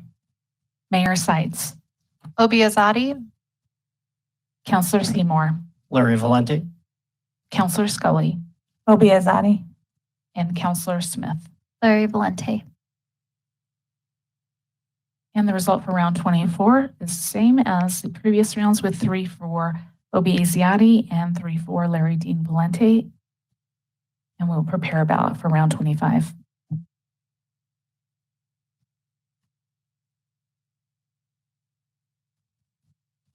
Round 25 will begin with Mayor Pro Tem Demott, Larry Valeni. Mayor Seitz, Obiazati, Counselor Seymour, Larry Valente. Counselor Scully, Obiazati. Counselor Smith, Larry Valente, and Counselor Bowles. Obiazati. And round 25 yields 3 votes for Obi Izziati and 3 votes for Larry Dean Valente. And we'll move on to round 26, and all finalists will be placed back into consideration.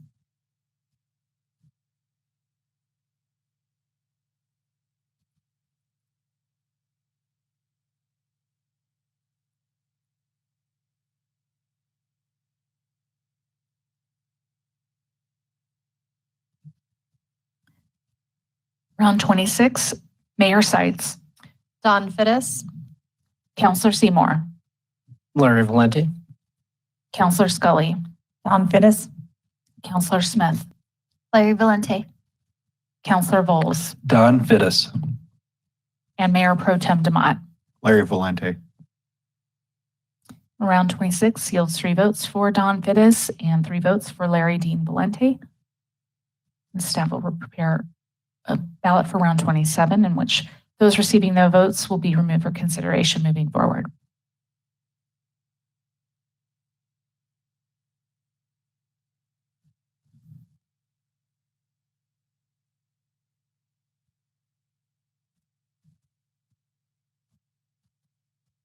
In round 27, Counselor Seymour, Larry Valente. Counselor Scully, Don Fittis. Counselor Smith, Larry Valente, Counselor Bowles, Don Fittis. Mayor Pro Tem Demott, Larry Valeni. and Mayor Seitz. Don Fittis, And round 27 yields 3 votes for Don Fittis and 3 votes for Larry Dean Valente. We'll prepare a ballot for round 28.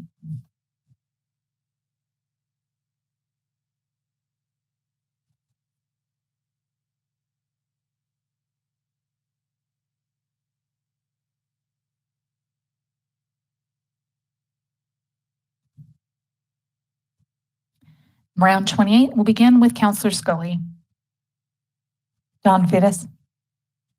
Counselor Smith, Larry Valente, Counselor Bowles, Don Fittis. Mayor Pro Tem Demott, Larry Valente. Mayor Sites, Don Fittis. Counselor Seymour, Larry Valente. and round 28 yields 3 for Don Fittis and 3 for Larry Dean Valente. We'll move on to 29.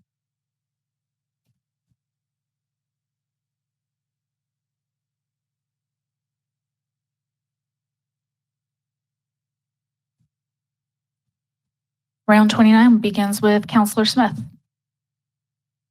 Larry Valente, Counselor Bowles, Don Fittis. Mayor Pro Tem Demott, Larry Valente. Mayor Sites, Don Fittis. Counselor Seymour, Larry Valente. Counselor Scully. Don Fittis. And the votes on round 29 go 3 for Don Fittis and 3 for Larry Dean Valente, and we'll prepare a ballot for round 30.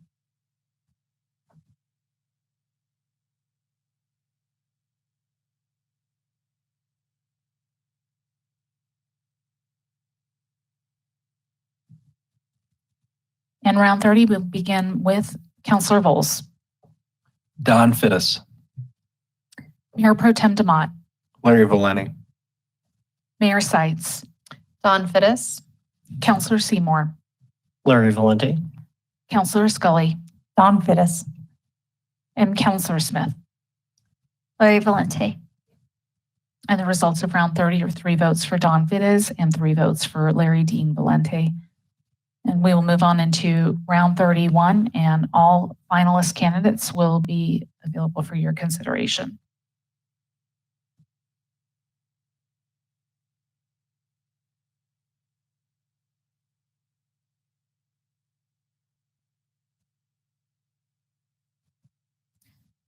Round 31, Mayor Pro Tem Demott, Larry Valente. Mayor Sites, Obi Azadi. Counselor Seymour,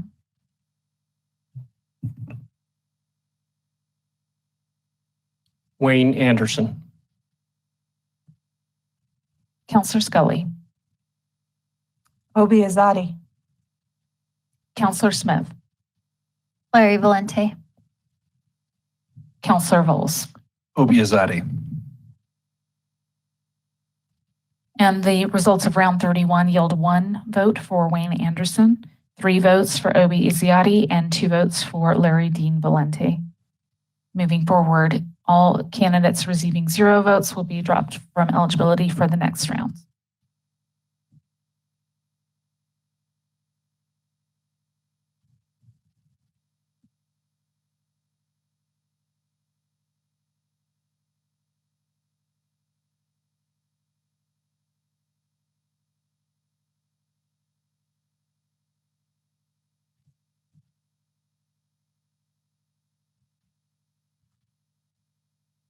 And round 32 will begin with Mayor Sites, Obi Azadi.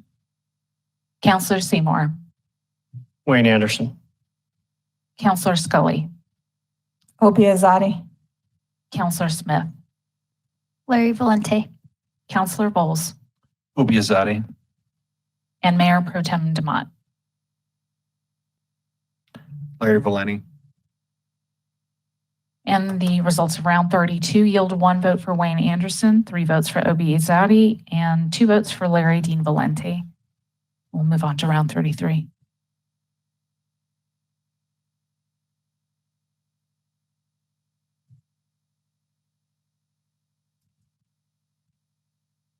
In round 33, roll call will begin with Counselor Seymour, Wayne Anderson. Counselor Scully, Obi Azadi. Counselor Smith, Larry Valente, Counselor Bowles, Obiazati. Mayor Pro Tem Demott, Wayne Anderson. and Mayor Sites. Obi Azadi. And the results of round 33 are 2 votes for Wayne Anderson, 3 votes for Obi Izziati, and 1 vote for Larry Dean Valente. We'll move on to round 34.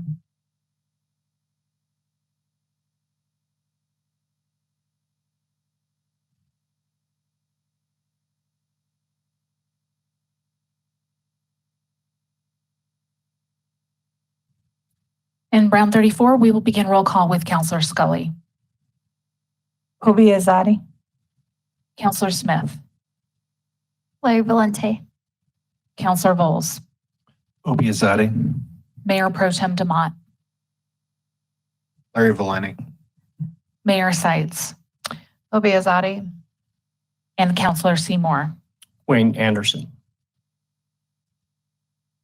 And the results of round 34 yield 1 vote for Wayne Anderson, 3 votes for Obi Izziati, and 2 votes for Larry Dean Valenti. And we will move on to round 35.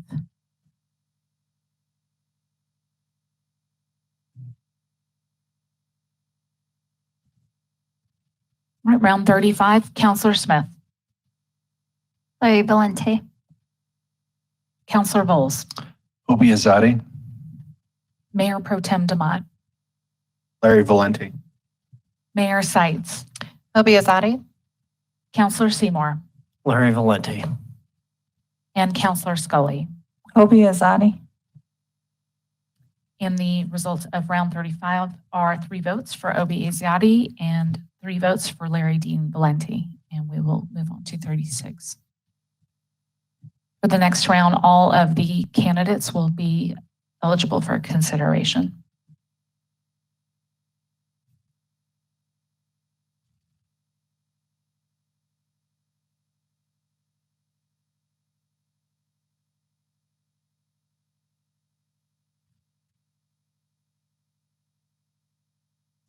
I do just want to highlight real quick.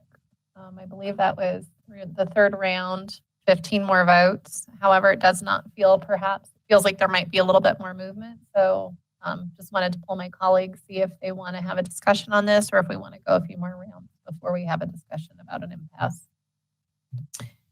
Mayor Pro Tem Demott, I'm curious if we could get a 5-minute bio break. we can have a 5-minute bio break. For all of you in the audience, I want to say how much we appreciate you, and I recognize how uncomfortable this situation has been, having been seated there myself in the past. So please bear with us as we figure this out.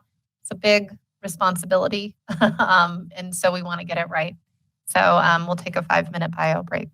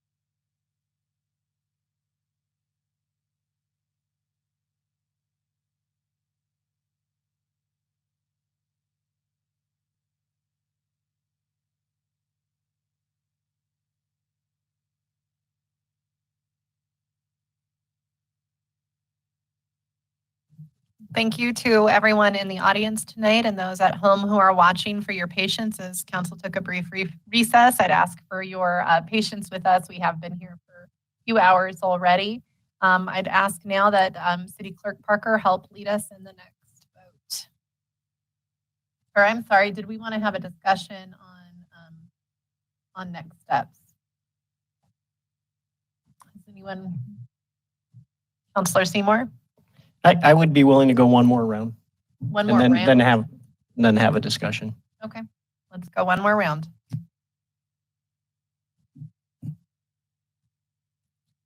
All right, round 36 will begin with Councilor Bowles. Patrick Rock. Mayor Pro Tem DeMott. Mark Clark. Mayor Seitz. Patrick Rock. Councilor Seymour. Wayne Anderson. Councilor Scully. Obi Azudi. And Councilor Smith. Larry Valente.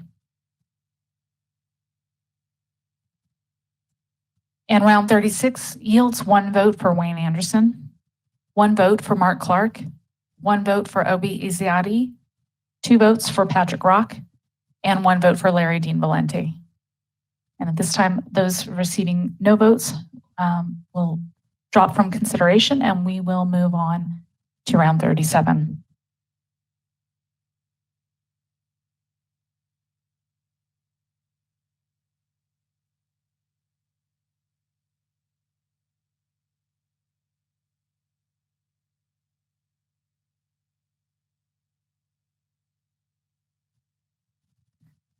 Round 37 will begin with Mayor Pro Tem DeMott. Larry Valente. Mayor Seitz. Obi Azadi? Councilor Seymour. Larry Valente. Councilor Scully. Obi Azadi. Councilor Smith. Larry Valente. And Councilor Bowles. Patrick Rock. And round 37 yields 2 votes for Obi Izziati, 1 vote for Patrick Rock, and 3 votes for Larry Dean Valente. And we'll move on to round 38.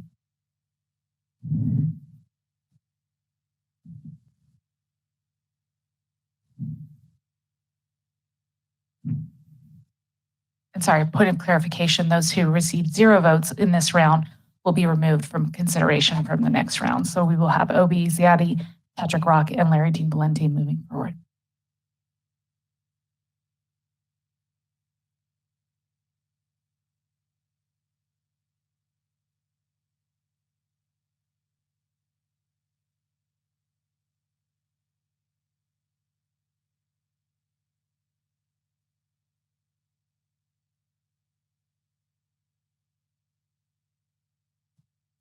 Right.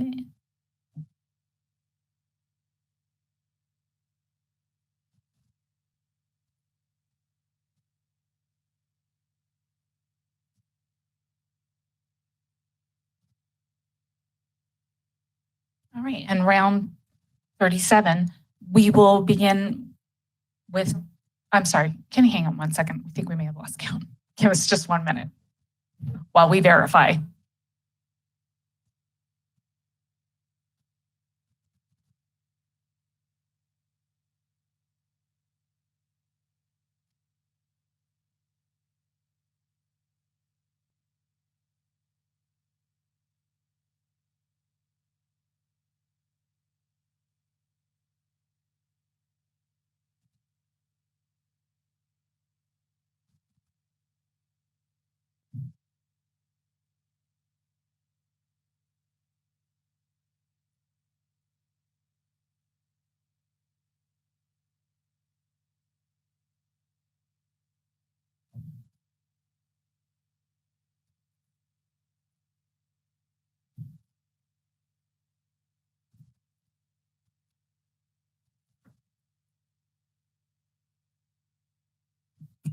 All right, correction, round 38.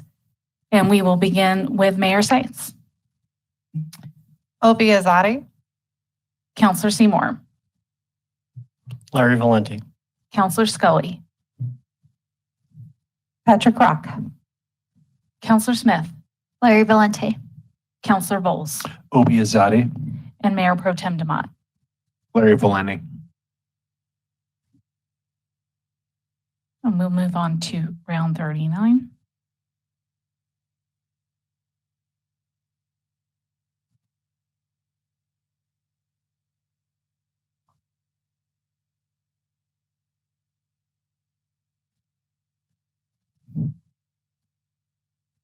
We'll begin with Counselor Seymour.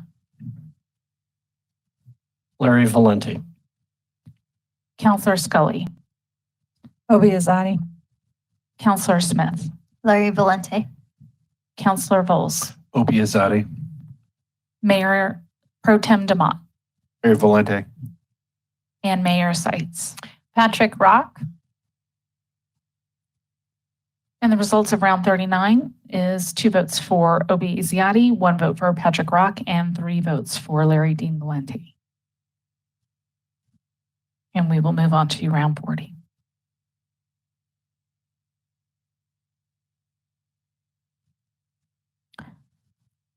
Round 40, Counselor Scully. Obiazati. Counselor Smith. Larry Valente. Counselor Vols. Obiazati. Mayor Pro Tem Demott. Larry Valenti. Mayor Seitz. Obiazati. And Counselor Seymour. Wayne Anderson. Oh, sorry. I'm on the wrong round. My apologies. Larry Valenti. And round 40 yields 3 votes for Obi Izziati and 3 votes for Larry Dean Valenti. All right, we had a conversation prior to this round about reconvening at this round to see if what people's thoughts are. I see Counselor Seymour would like to speak. Thank you, Madam Mayor. And I take this with this duty that we have been given with sadness in my heart. I believe we're at an impasse.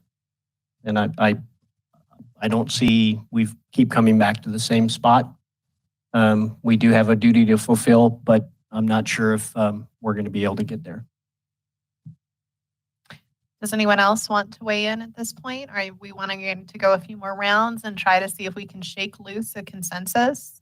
We've seen a little bit of movement, or do we think, to be fair to all of those here tonight, should we acknowledge that we're at an impasse and talk about next steps?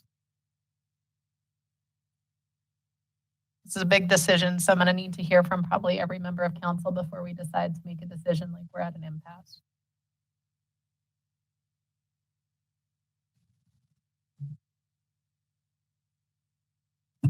Mayor Pro Tem Demott. It does feel as though we're at an impasse. I'm happy to go another couple of rounds of 5, if everybody else is willing. Counselor Scully. I think I'm just going to say what Counselor Seymour and Mayor Pro Tem Demott said. It does feel like we're at an impasse, but I'd be willing to go a few more rounds. Counselor Smith. I'd be willing to go a couple more rounds, but I want to be mindful of everyone's time in the audience. Maybe we set a number of rounds before we discuss again, but I'm willing to go more to try and get there. Thank you. Counselor Vols. Oh, thank you, Madam Mayor. I can concur with my colleagues. I think we should, though, set a deadline. I mean, I think, or a number of rounds that we're willing to go. So if we did a couple more, that take us to round 50. It does feel like we're at an impasse, but I think we owe it to everyone to try to break that impasse. But at some point, we do have to set a deadline. So up to round 50. I would be willing to continue. I could concur with 50. Okay. And then when we get to that point, we'll reevaluate. But does that sound? That sounds, to me, that sounds doable. Let's continue going forward.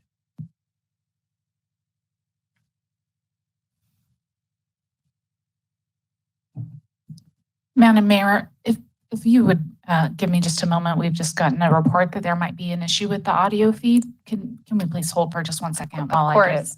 information from staff. Thank you. Thank you. Absolutely.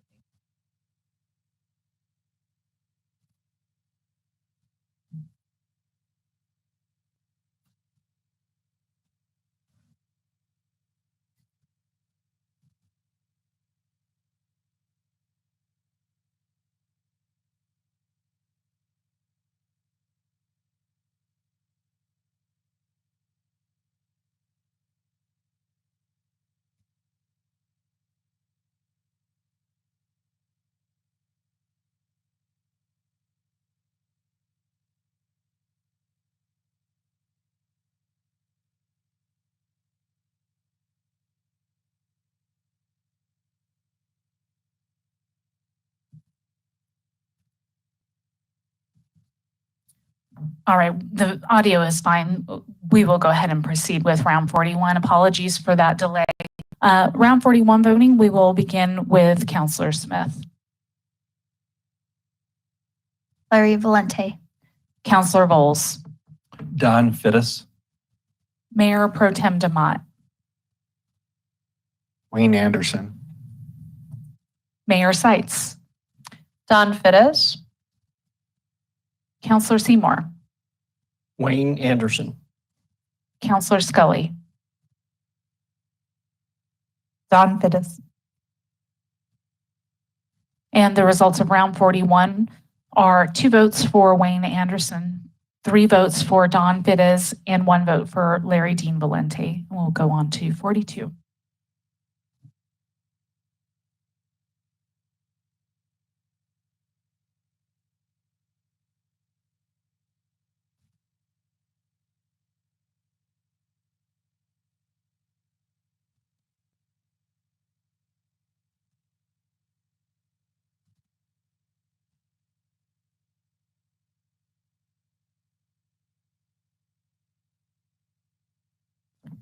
In round 42, we will begin with Counselor Bowles.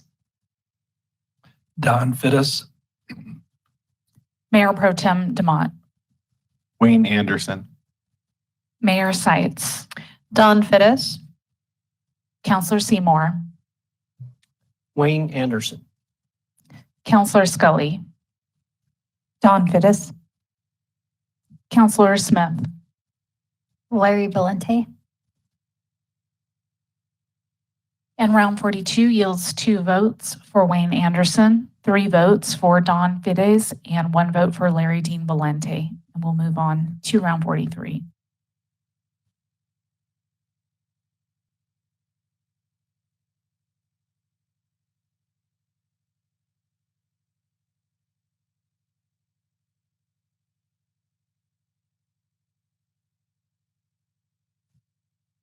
In round 43, we'll begin with Mayor Pro Tem Demott. Larry Valente. Mayor Seitz. Don Fittis. Counselor Seymour. Larry Valente. Counselor Scully. Don Fittis.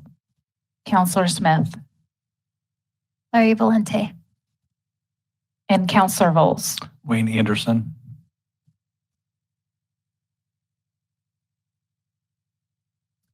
In round 43, results are 1 vote for Wayne Anderson, 2 votes for Don Fittis, and 3 votes for Larry Dean Valente.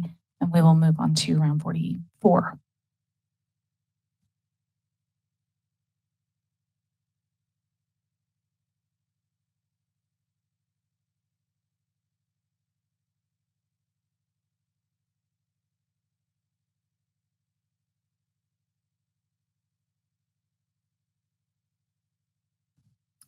In round 44, we will begin with Mayor Seitz.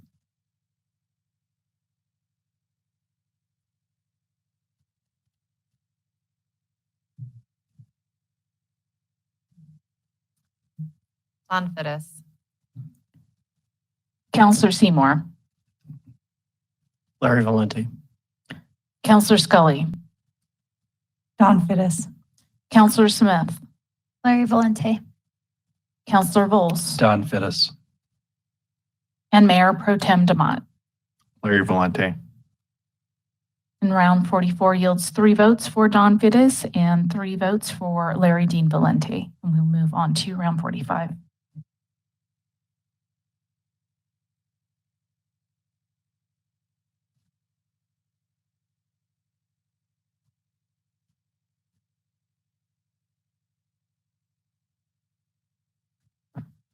And just to clarify for round 45, having received no votes in the prior round, Wayne Anderson will be dropped from consideration on the next ballot.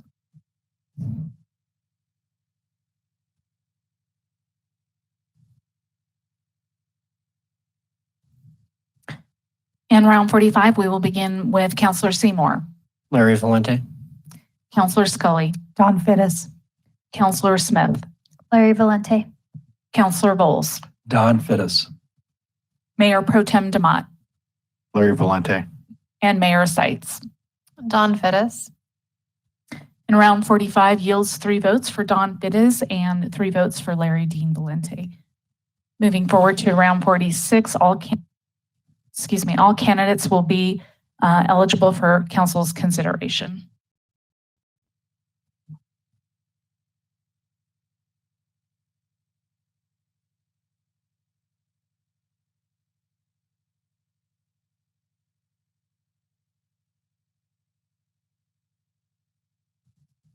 And round 46 will begin with Counselor Scully, Obiazati. Counselor Smith, Larry Valente. Counselor Bowles, Michael Tilka. Mayor Pro Tem Demott, Larry Valente. Mayor Seitz, Wayne Anderson. Counselor Seymour, Wayne Anderson. and round 46 yields 2 votes for Wayne Anderson, 1 vote for Obi Izziati, 1 vote for Michael Tilka, and 2 votes for Larry Dean Valente. Moving on to 47, those candidates who received 0 votes will not be eligible for consideration in round 47.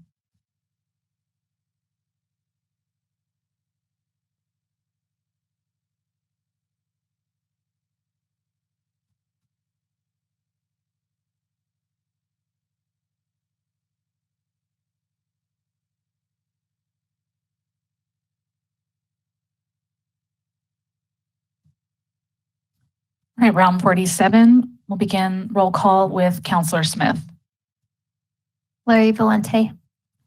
Counselor Bowles, Michael Tilka. Mayor Pro Tem Demott, Wayne Anderson. Mayor Seitz,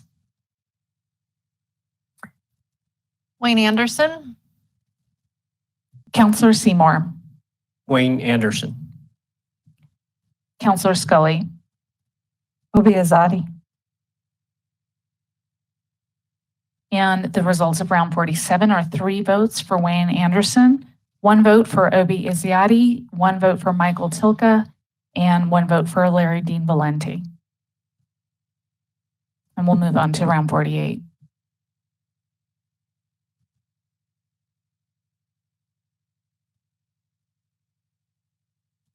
In round 48, roll call will begin with Counselor Bowles, Michael Tilka.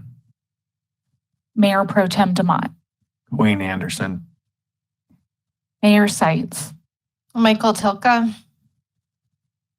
Counselor Seymour, Wayne Anderson. Counselor Scully, Obiazati. and Counselor Smith. Larry Valente. And the results of round 48 are 2 votes for Wayne Anderson, 1 vote for Obi Izziati, 2 votes for Michael Tilka, and 1 vote for Larry Dean Valente. We'll move on to 49.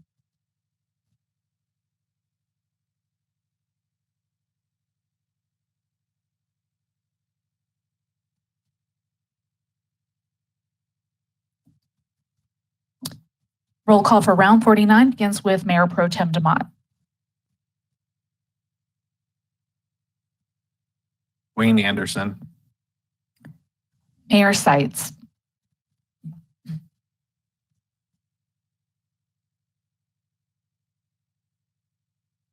Obiazati. Counselor Seymour, Wayne Anderson. Counselor Scully, Obiazati. Counselor Smith, Larry Valente. and Counselor Bowles. Wayne Anderson. And the results of round 49 result in 3 votes for Wayne Anderson, 2 votes for Obi Izziati, and 1 vote for Larry Dean Valente, And moving forward, candidate who received 0 votes will be removed from the ballot for round 50.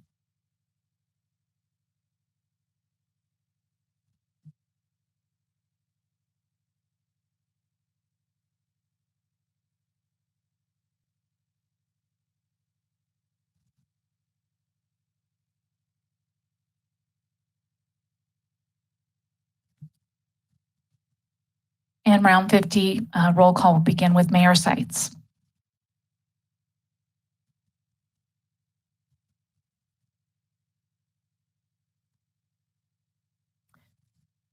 Wayne Anderson,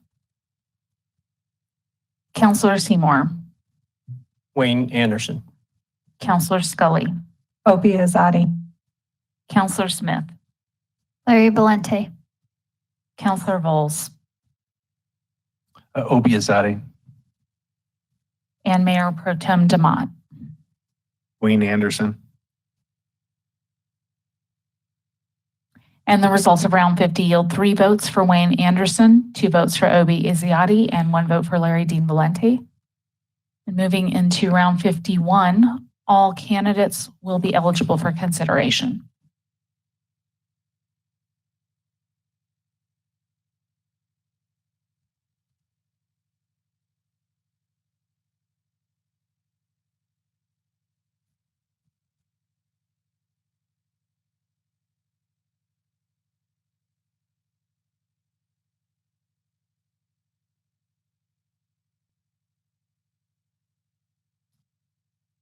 In round 51, roll call will begin with Counselor Seymour, Wayne Anderson. Counselor Scully, Obi Azadi. Counselor Smith, Larry Valente, Counselor Vols, Don Fittis. Mayor Pro Tem Demott,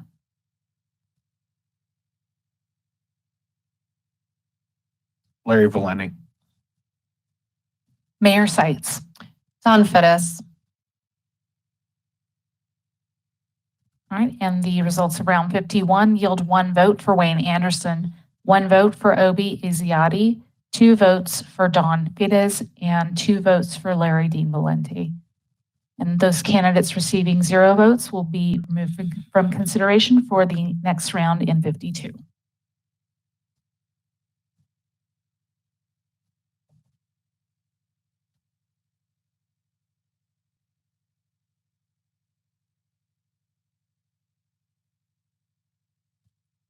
In round 52, we'll begin with Counselor Scully, Obi Azadi.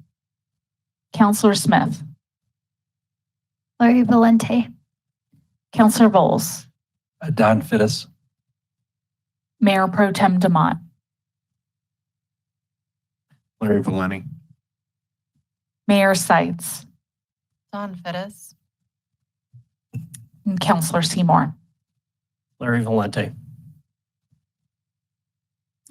And the results of round 52 yield 1 vote for Obi Izziati, 2 votes for Don Fittis, and 3 votes for Larry Dean Valente. And moving forward, the candidate receiving 0 votes will be dropped from consideration for round 53.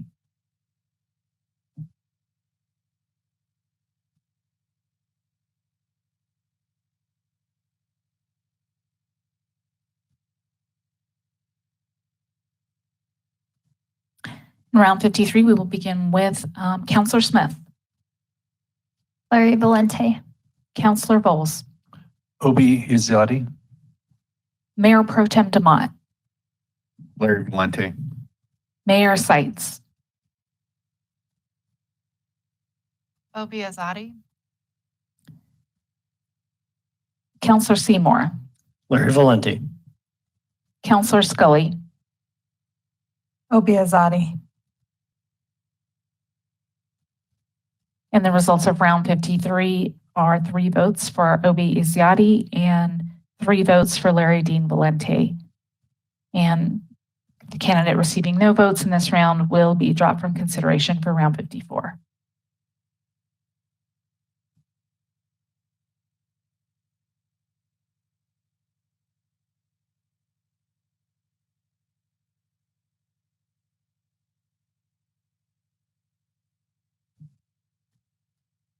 Round 54, Counselor Bowles, Obi Hazadi, Mayor Pro Tem Demott, Larry Valenti. Mayor Sites, Obi Azadi. Counselor Seymour, Larry Valenti. Counselor Scully, Obi Azadi. and Counselor Smith. Larry Valente. And the results of round 54 yield 3 votes for Obi Izziati and 3 votes for Larry Dean Valente. We'll move on to 55.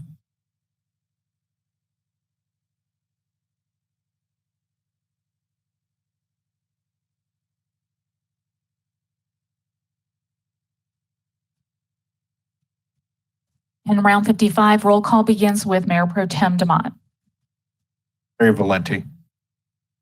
Mayor Sites, Obi Azadi. Counselor Seymour, Larry Valenti. Counselor Scully, Obi Azadi. Counselor Smith, Larry Valente. and Counselor Bowles. Obi Hazadi, And round 55 yields 3 votes for Obi Izziati and 3 votes for Larry Dean Valente. And moving into round 56, all candidates will be available for consideration of council. Counselor Bowles. Okay, Madam Mayor, I hate to admit this. It looks like we are at a standstill and a kind of a deadlock here. So I would like to hear, if possible, what next steps would be at this stage of the game from our city attorney or from the city clerk. It appears we are not going to come to a consensus candidate tonight, unfortunately. So what would we do next? Can someone please address that?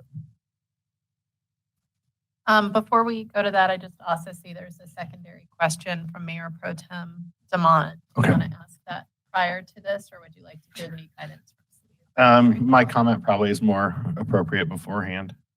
Let's go ahead. I'm just curious because it takes 4 votes. And so there's one person on here who has got 4 different people to vote for him. That's Wayne Anderson. Seems like it's been a variety of times, but at some point, 4 members of this body have voted for Wayne Anderson versus everybody else has not breached 3 at any given moment. Just throwing it out there as food for thought. So you're asserting we should go for another round? I'm just pointing out it takes 4, and 4 people have voted for Wayne Anderson at one point or another this evening. Correct, and then change their vote afterwards. City Attorney Frankel, do you mind answering the earlier question?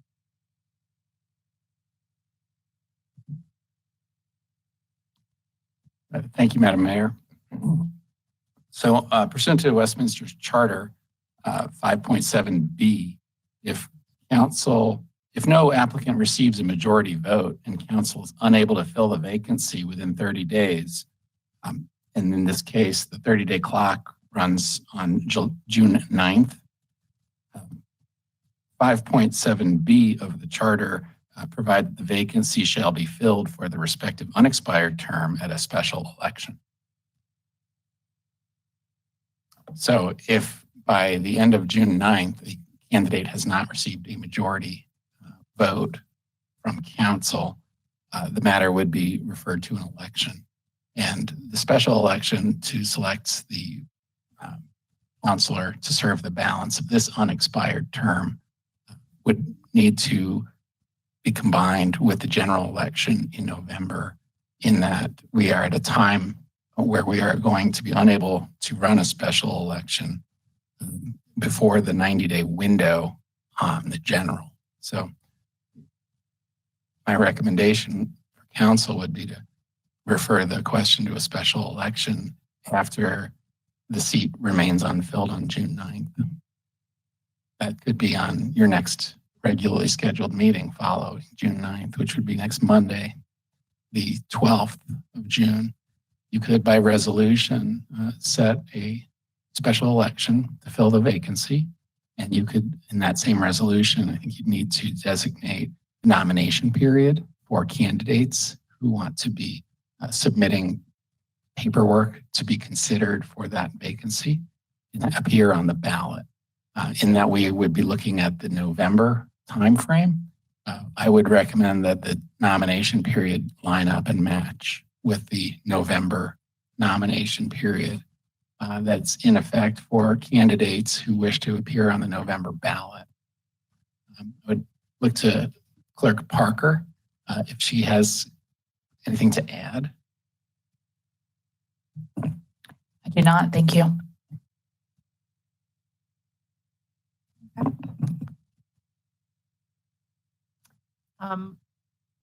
Mayor Pro Tem DeMont. Thank you, Madam Mayor. I personally would like to continue voting. We're at round 55. I know this is long. These folks that are here obviously care about this a great deal, or they wouldn't have put in. We sat here weeks ago for 78 votes on the Mayor Pro Tem vote. I would argue this is far more important of a position for us to fill, and I think that we should at least go as long as we went for that. So I would be willing to continue to see if we can't come to consensus. Councilor Scully.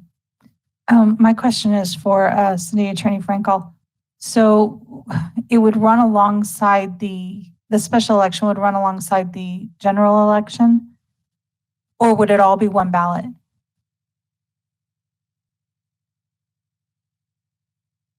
Thank you for the question, Councilor Scully. I believe it would be combined with the general election. So there would be a ballot that would have various city questions on it. Obviously, the mayor's race, the 3 council seats that are up for election this November, and there would also need to be a question addressing this vacancy as well. So it would be that same ballot.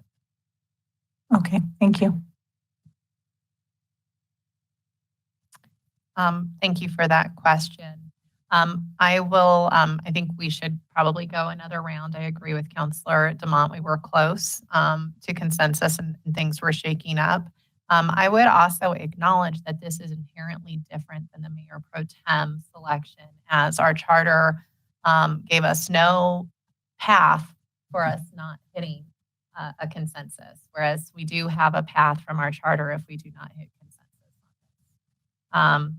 So I don't know how many more rounds we should go, because I do think we should be respectful of everyone in this audience. But I'm happy to go a few more rounds. May I make a comment, please? Sure, Mayor Pro Tem. I agree that this is inherently different. However, there were some of us that would have preferred a special election under the reason that we ended up here tonight in the first place. And we were encouraged that we should go through this process. So we're here, let's, vote a couple more votes is my point. Correct. We weren't encouraged. We're following our charter. Let's go ahead and continue a few more votes. Wait, I'm sorry, Councilor Bowles. It wasn't a question of encouraging. We were following the city charter. What do you mean encourage? Where do you come up with that, Councilor or Mayor Pro Tem? When we asked the attorney if we could go straight to election, we were encouraged or told we should follow the charter. We're following the charter. Correct. It's not at our discretion whether or not we follow the charter. We do take an oath to it. Let's continue with the next round of voting.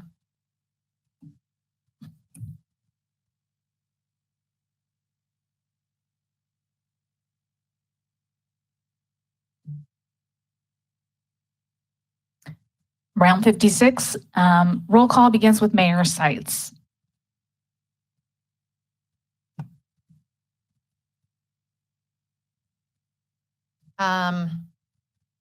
Don Fittis. Councilor Seymour. Wayne Anderson. Councilor Scully. Obi Azadi. Councilor Smith. Larry Valente. And Councilor Bowles, excuse me. Yeah, right. Obi Azadi. And Mayor Pro Tem DeMott. Larry Valente. And the results of round 56 yield 1 vote for Wayne Anderson, 2 votes for Obi Izziati, 1 vote for Don Fittis, and 2 votes for Larry Dean Valente. And moving into round 56, any candidate who received 0 votes will be removed from consideration.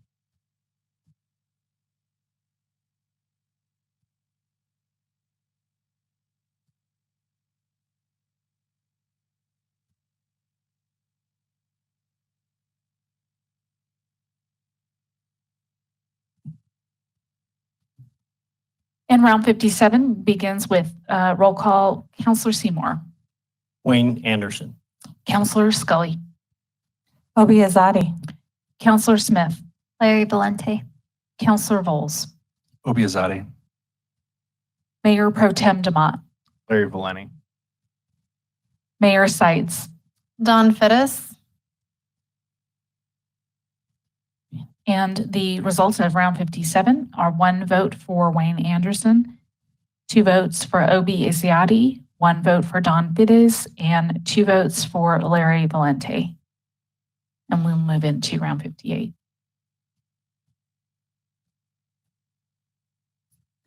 Round 58 begins with Counselor Scully, Obi Azadi.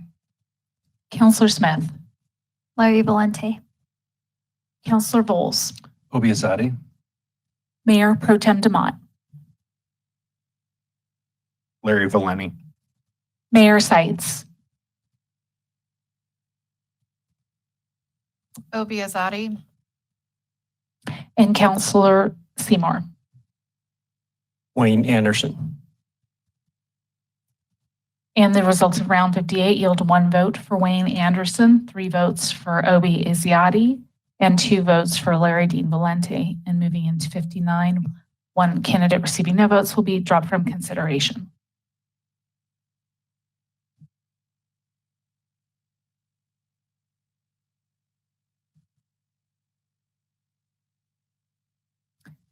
Round 59, Counselor Smith, Larry Valente, Counselor Vols, Obi Azadi. Mayor Pro Tem Demott, Larry Valeni. Mayor Sites,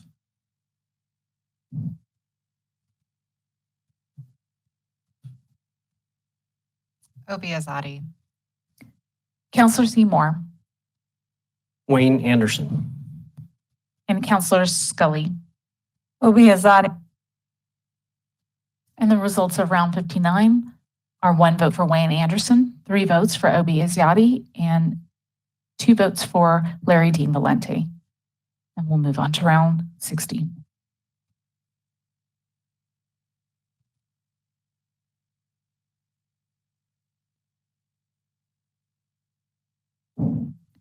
Round 60 will begin roll call with Counselor Vols, Obi Azadi.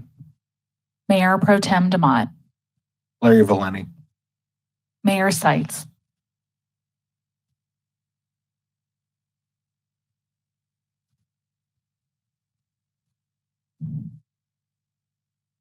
Obi Azadi. Counselor Seymour, Larry Valente. Counselor Scully, Obi Azadi. and Counselor Smith. Larry Valente, The results from round 60 are 3 votes for Obi Izziati and 3 votes for Larry Dean Valente. And moving into round 61, all of the candidates will be eligible for consideration.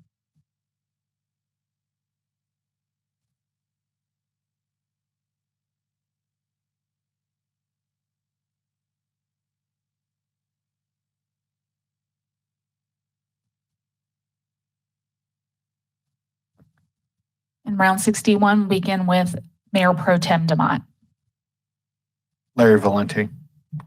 Mayor Sites, Miguel Mendoza Hall. Counselor Seymour, Wayne Anderson. Counselor Scully, Miguel Mendoza Hall. Counselor Smith, Larry Valente, and Counselor Bowles. Miguel Mendoza Hall. And the results of round 61 are 1 vote for Wayne Anderson, 3 votes for Miguel Mendoza Hall, and 2 votes for Larry Dean Valente. And we'll move on to 62.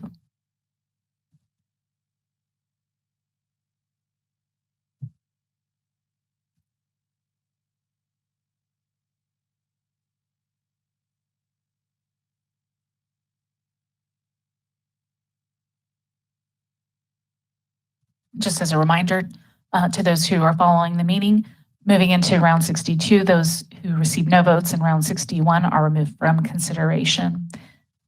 Round 62 roll call begins with Mayor Sites.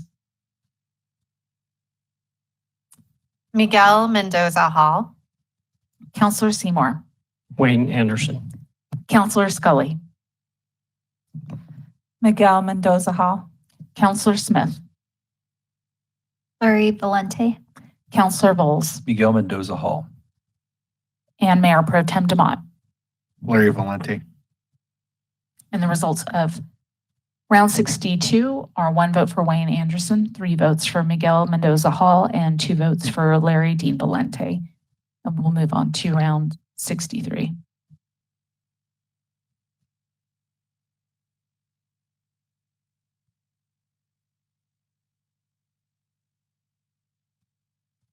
And round 63, Counselor Seymour, Wayne Anderson. Counselor Scully,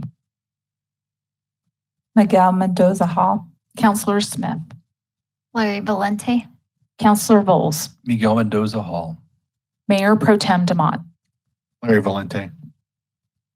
and Mayor Sites. Miguel Mendoza Hall, And round 63 yields 1 vote for Wayne Anderson, 3 votes for Miguel Mendoza Hall, and 2 votes for Larry Dean Valente. And we'll prepare a ballot for round 64.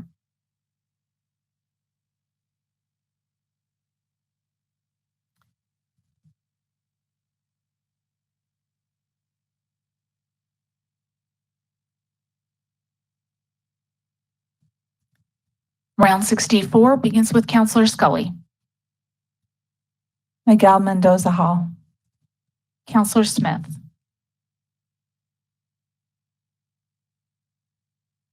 Lori Valente, Counselor Bowles, Miguel Mendoza Hall. Mayor Pro Tem Demott, Larry Valente. Mayor Sites.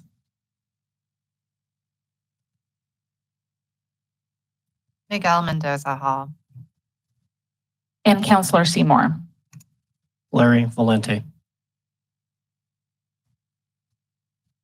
And the results of round 64 yield 3 votes for Miguel Mendoza Hall and 3 votes for Larry Dean Valente. And moving forward, any candidate who did not receive any votes will be dropped from consideration for round 65.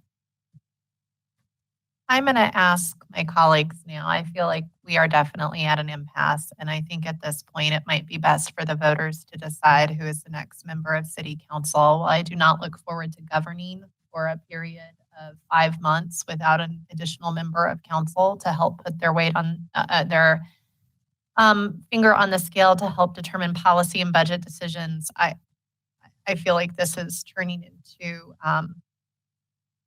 I don't see a path. I'd love to hear colleagues respond. Councilor Scully? I have a question for the city staff. So we've heard that going to a special election would cost an additional $250,000. But if this is going to a special election and it's just added to the current ballot, does that cost still stand in place, or now does it just wrap into the general election?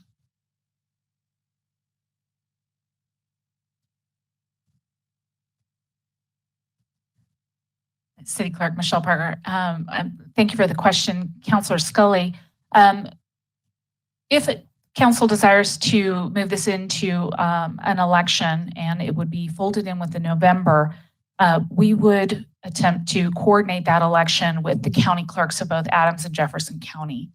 And those expenses would be incurred along with our regular general election, as mentioned earlier, for the mayoral seat, as well as the 3 council seats and any other ballot questions that council might desire to put before the voters in November. So to answer your question, it would not incur a separate election cost. Thank you. Colleagues, your thoughts on this? I'm going to just go around the table, starting with Councilor Scully. Are you prepared at this point to call it? I am, ma'am. Councilor Smith? I'm not quite. No. Okay. Councilor or Mayor Pro Tem Demott? What time is our meeting scheduled to until we would have to extend? 10, 10:30? Let's see, we started at 6:30 and it's 4 hours, so 10:30, is that correct? Sounds right. I'm willing to continue on to our regular scheduled meeting time.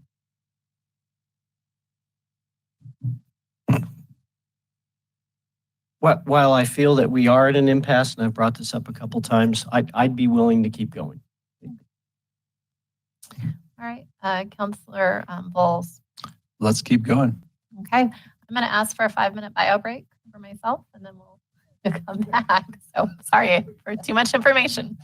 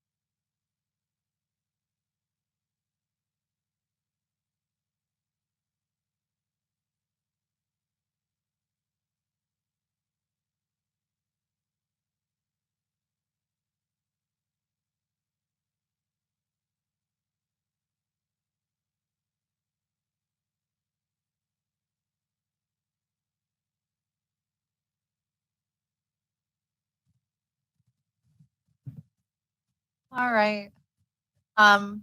Looks like we have everybody back together. Is our city staff ready to continue the voting, or do we need a few more minutes before we come back together? Are we ready? Yes, we are. All right. I believe this is round 46, or no, 56? This is 65. 65.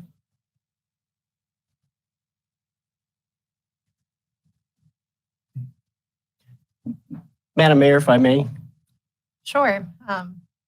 Councilor Seymour. Thank you very much. A question was brought up, and we can get clarification from City Attorney Frankel, but on the special ballot, as far as this seat that we would fill, if we have to go to that, would be a separate question on the ballot with separate candidates. Is that correct, City Attorney?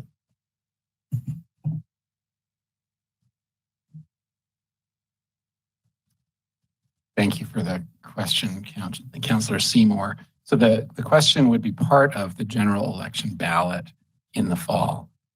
We are currently evaluating how best to have these structured, the wording of these questions, and agree with Clerk in that I think it's the incremental cost of adding a question versus the cost of running an entire election that stands alone. That was the difference to me. If you were asking earlier about the costs involved. But the general election question, what we are evaluating is if clearly mayor and councilor are two separate offices and you have to choose one or the other when you're running for those seats. We are evaluating whether a full term seat as a city councilor would be a different office from a short 2.5 or then 2-year term for a vacant city council position. That question would, I think, drive the analysis of whether or not there would be separate, people would be precluded from going for both seats. If people are eligible for both seats, we're evaluating the question of it's two separate questions. Because if you have the same lists of candidates for the 3 seats as you did for the partial seat, and you had the top 3 candidates receive the most votes for both of those races, you would be in a situation where you'd be looking to the 4th candidate on the partial to take the office. So it does get a bit complicated. I think we do have some more research to do. But yes, it would be part of the general election in the fall. Thank you very much. Appreciate that. Are there any other questions before we proceed? Seeing none. Round 65, we will begin with Councilor Smith. Larry Valente. Councilor Bowles.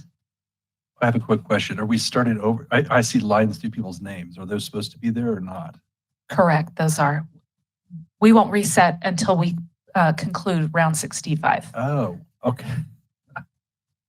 Okay, Thought we sorry had about, done I apologize. Miguel Mendoza Hall, please. Mayor Pro Tem Demott. Larry Valente. Mayor Seitz. Miguel Mendoza Hall. Councilor Seymour. Larry Valente. Councilor Scully. Miguel Mendoza Hall. And round 65 results in 3 votes for Miguel Mendoza Hall and 3 votes for Larry Dean Valente. Moving into round 66, all of the full slate of candidates will be eligible for consideration.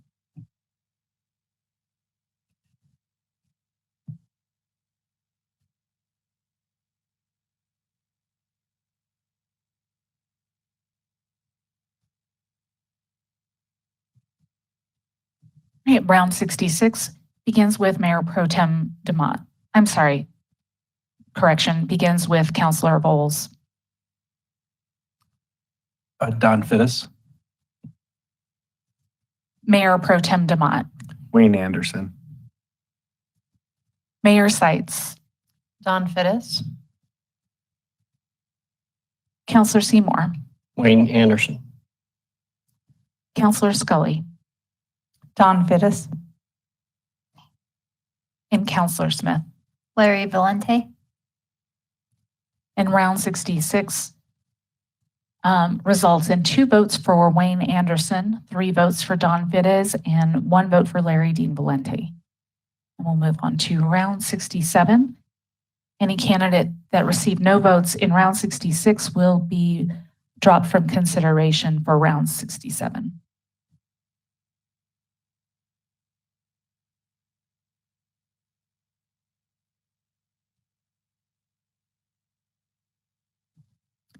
And round 67 begins with Mayor Pro Tem DeMott, Wayne Anderson. Mayor Seitz, Don Fittis, Counselor Seymour, Wayne Anderson. Counselor Scully, Don Fittis. Counselor Smith, Larry Valente, and Counselor Bowles. Don Fittis. And round 67 results in 2 votes for Wayne Anderson, 3 votes for Don Fittis, and 1 vote for Larry Dean Valente. And we will move on to round 68.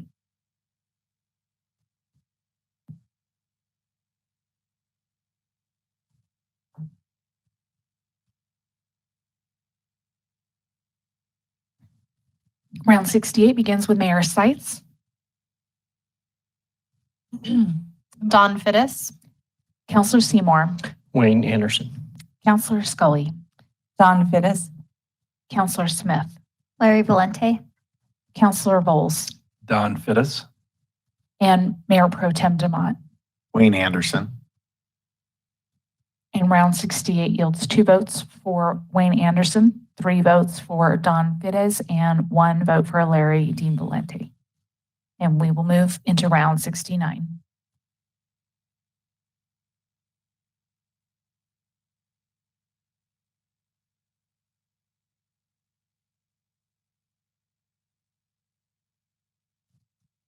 Round 69 begins with Counselor Seymour, Wayne Anderson.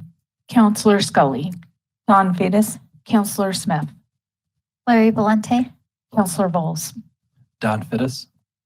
Mayor Pro Tem DeMott, Wayne Anderson. and Mayor Seitz. Don Fittis, And round 69 yields 2 votes for Wayne Anderson, 3 votes for Don Fittis, and 1 vote for Larry Dean Valente. And we'll move on to round 70.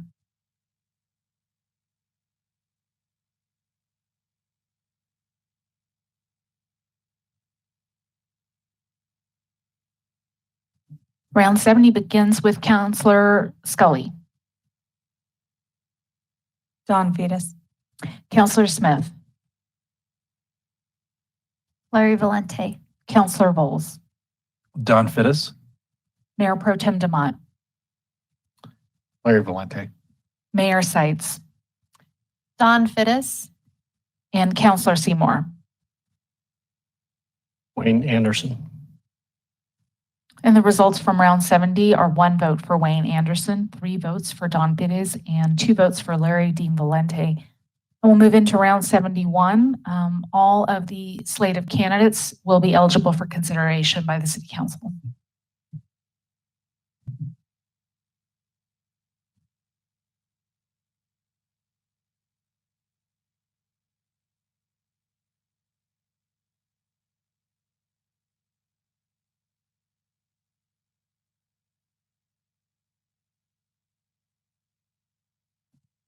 Round 71, Counselor Smith,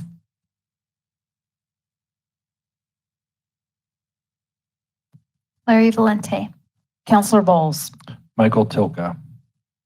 Mayor Pro Tem DeMott, Wayne Anderson.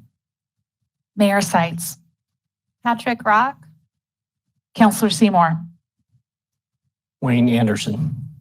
and Counselor Scully. Patrick Rock. And the results of round 71 yield 2 votes for Wayne Anderson, 2 votes for Patrick Rock, 1 vote for Michael Tilka, and 1 vote for Larry Dean Valente. We'll move on to round 72. Any candidate receiving 0 votes will be dropped from consideration for the next round.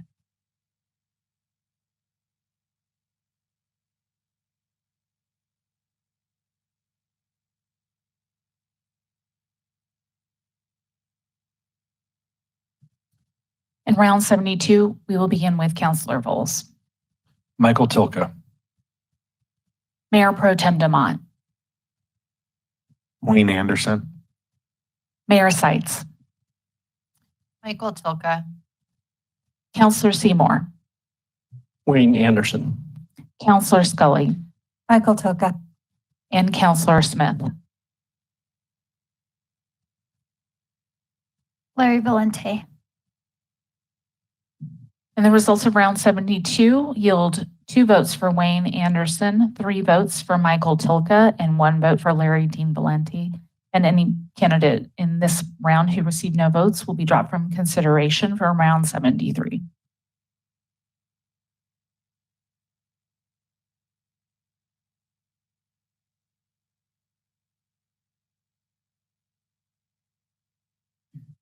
Round 73 begins with Mayor Pro Tem Demont. Larry Valente. Mayor Seitz. Michael Tilka. Councilor Seymour. Wayne Anderson. Councilor Scully. Michael Tilka. Councilor Smith. Wayne Anderson. And Councilor Vols. Michael Tilka. And round 73 yields 2 votes for Wayne Anderson, 3 votes for Michael Tilka, and 1 vote for Larry Dean Valente. We'll move to round 74.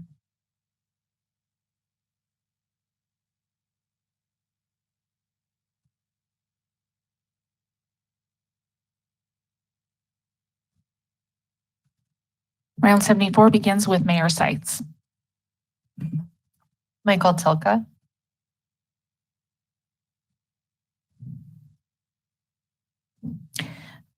Councilor Seymour. Wayne Anderson. Councilor Scully. Michael Tilka. Councilor Smith. Larry Valente. Councilor Vols. Michael Tilka. And Mayor Pro Tem Demont. Wayne Anderson.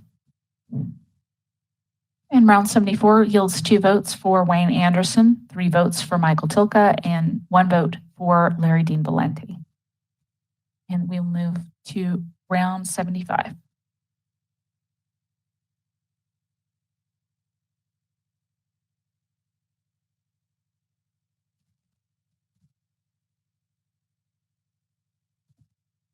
Round 75 begins with Councilor Seymour. Wayne Anderson. Councilor Scully. Michael Tilka. Councilor Smith. Larry Valente. Councilor Vols. Michael Tilka. Mayor Pro Tem Demont. Larry Valente. And Mayor Seitz. Michael Tilka.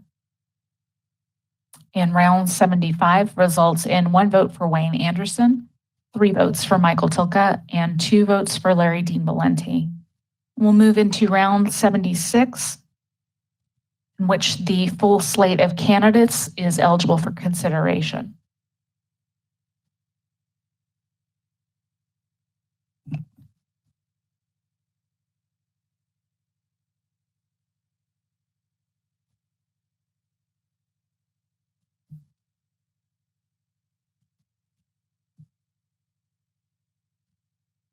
Round 76 begins with Councilor Scully. Obi Azadi. Councilor Smith. Larry Valente. Councilor Vols. Patrick Rock. Mayor Pro Tem Demont. Mark Clark. Mayor Seitz. Don Fittis. And Councilor Seymour. Wayne Anderson. And the results of round 76, 1 vote for Wayne Anderson, 1 vote for Mark Clark, 1 vote for Obi Izziati, 1 vote for Don Fittis, 1 vote for Patrick Rock, 1 vote for Larry Dean Valente. And we will move in to round 77. Any candidate receiving no votes will be dropped from consideration moving forward in round 77.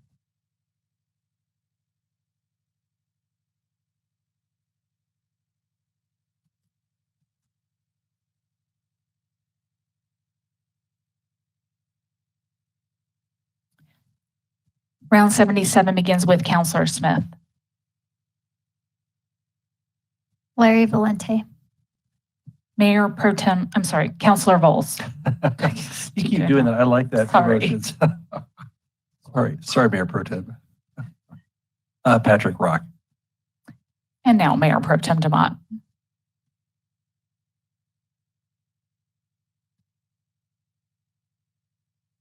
Larry Valente. Mayor Seitz. Don Fittis.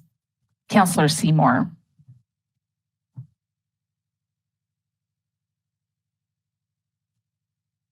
Wayne Anderson. Counselor Scully. Obi Azadi. And the results of round 77 yield 1 vote for Wayne Anderson, 1 vote for Obi Izziati, 1 vote for Don Fittis, 1 vote for Patrick Rock, and 2 votes for Larry Dean Valente. And any candidate who did not receive any votes in round 77 will be dropped from consideration for round 78, and we'll prepare a ballot for the next round.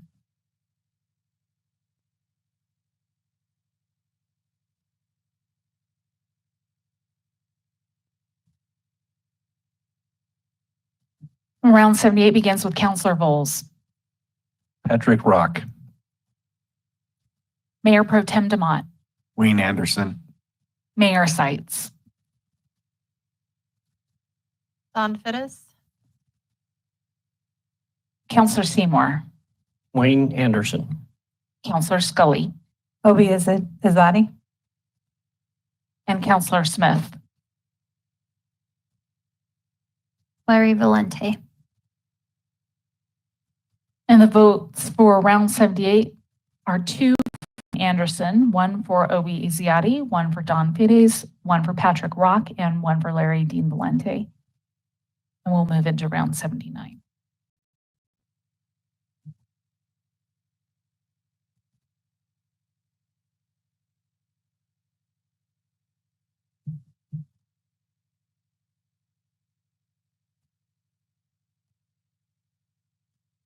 Round 79, Mayor Pro Tem DeMott. Wayne Anderson. Mayor Seitz.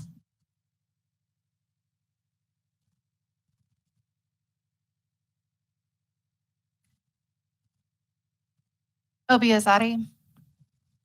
Counselor Seymour. Wayne Anderson. Counselor Scully. Obi Azadi. Counselor Smith. Larry Valente. And Counselor Bowles. Patrick Rock. And the results from round 79 are 2 votes for Wayne Anderson, 2 votes for Obi Izziati, 1 vote for Patrick Rock, and 1 vote for Larry Dean Valente. And moving forward, any candidate who received no votes will be dropped from consideration for round 80.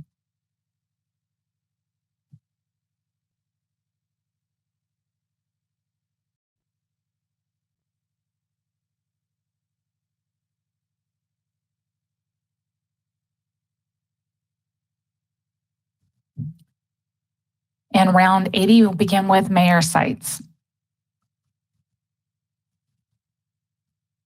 Obi Azadi. Counselor Seymour.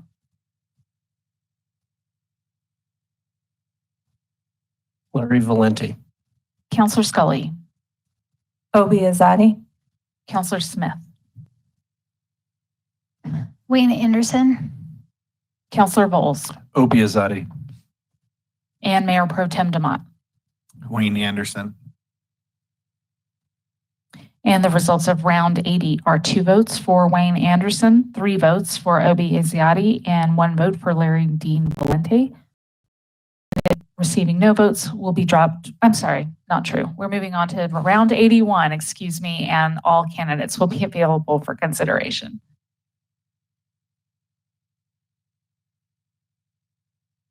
I'm going to make one more plea for us to now at this point just call this an impasse and let the voters decide. It is. I will go to 10:30 if that is the will of this body. But I think that we're putting, I think that this is becoming a spectacle instead of a decision-making process. And I think it would be better for us to keep the integrity of this body and to move this to an election at this point. Councillor Scully? Madam Mayor, I would second your motion. I agree with you. I will start this time with Councillor Voles, and we'll just ask each councillor if they would like to continue the voting or if they would like to call it an impasse. I think we have, we're at around 80. I think it's clear we've reached an impasse here. And I think letting the voters speak and having the voters weigh in on this is probably where we are now. So I would support that.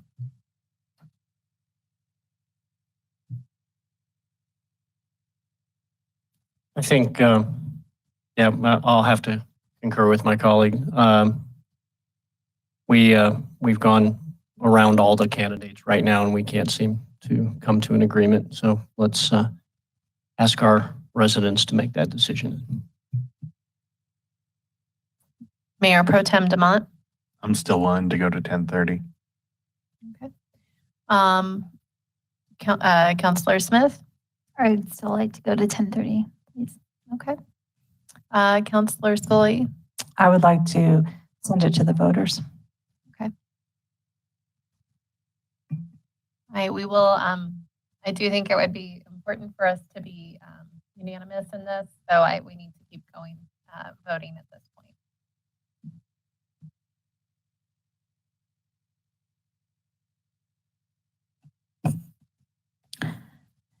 Round 81 begins with Councillor Seymour. Wayne Anderson. Councillor Scully. Obi Azadi. Councillor Smith. Wayne Anderson. Councillor Bowles. Don Fittis. Mayor Pro Tem DeMont. Wayne Anderson. Mayor Seitz. Don Fittis?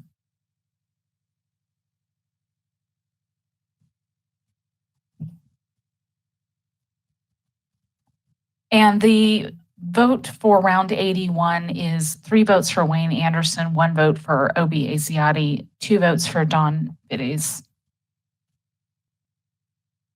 And we'll move on to round 82. And those candidates receiving no votes will be dropped from consideration moving forward to round 82.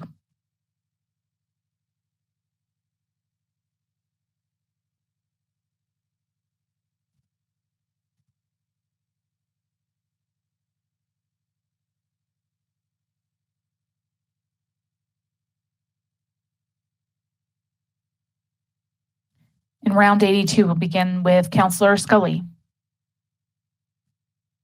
Don Fittis. Councillor Smith. Wayne Anderson. Councillor Bowles. Obi Azadi. Mayor Pro Tem DeMont. Wayne Anderson. Mayor Seitz. Great. Don Fittis? And Councillor Seymour. Wayne Anderson. And the results of round 82 are 3 votes for Wayne Anderson, 1 vote for Obi Asiati, and 2 votes for Don Fittis. We'll move on to 83.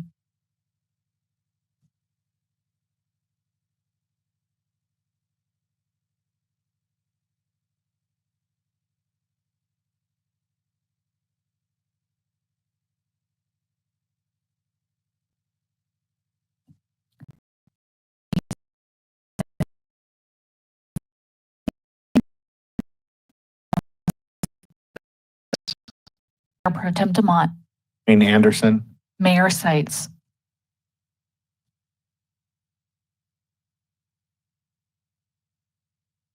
I don't know if you could hear me. Obi Azadi? Councillor Seymour. Wayne Anderson.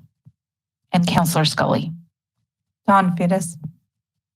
And round 83 yields 3 votes for Wayne Anderson, 1 vote for Obi Asiati, and 2 votes for Don Fittis. And we'll move on to round 84.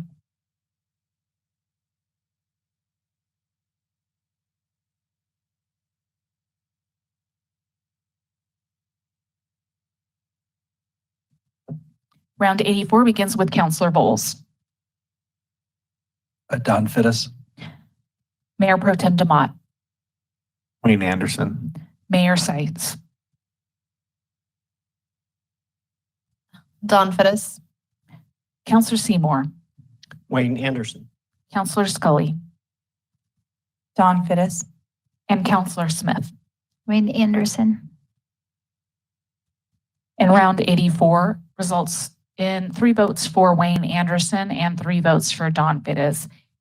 And the candidate receiving no votes will be dropped from consideration from round 85.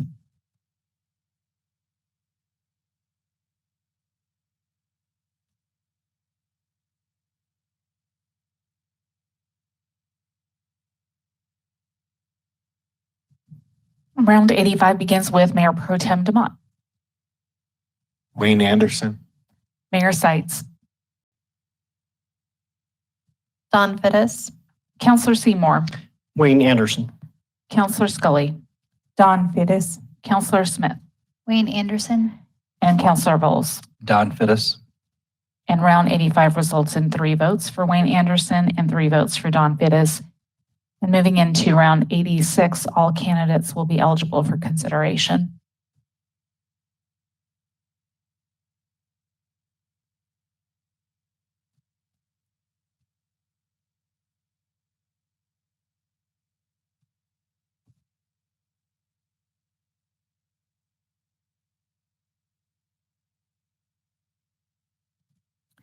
Round 86 begins with Mayor Sites.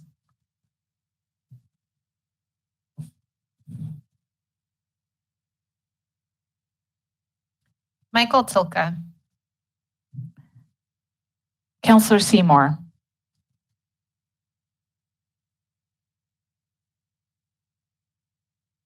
Wayne Anderson. Counselor Scully, Michael Tilka. Counselor Smith, Larry Valente. Counselor Bowles, Michael Tilka. and Mayor Pro Tem Demott. Larry Valente. And round 86 results in 1 vote for Wayne Anderson, 3 votes for Michael Tilka, and 2 votes for Larry Dean Valente. We'll move into round 87. Candidates receiving no votes will be dropped for consideration, moving into round 87.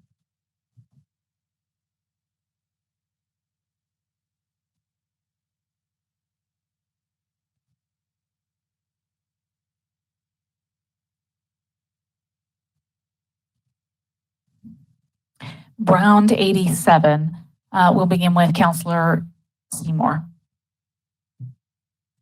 Wayne Anderson. Counselor Scully, Michael Tilka. Counselor Smith, Larry Valente. Counselor Bowles, Michael Tilka. Mayor Pro Tem Demott, Larry Valente. and Mayor Sites. Michael Tilka, And round 87 results in 1 vote for Wayne Anderson, 3 votes for Michael Tilka, and 2 votes for Larry Dean Valente. And prepare ballot for round 88.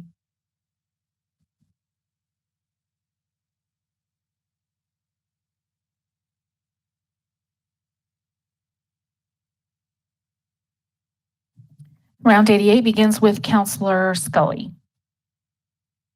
Obiazati. I'm sorry, that candidate was removed from consideration from a previous round. Sorry, tired. Michael Tilka. Thank you. Counselor Smith, Larry Valente. Counselor Bowles, Michael Tilka. Mayor Pro Tem Demott, Larry Valente. Mayor Sites, Michael Tilka, Counselor Seymour, Larry Valente. and the results of round 88 are 3 votes for Michael Tilka and 3 votes for Larry Dean Valente. And the candidate receiving no votes in this round will be dropped from consideration for round 89.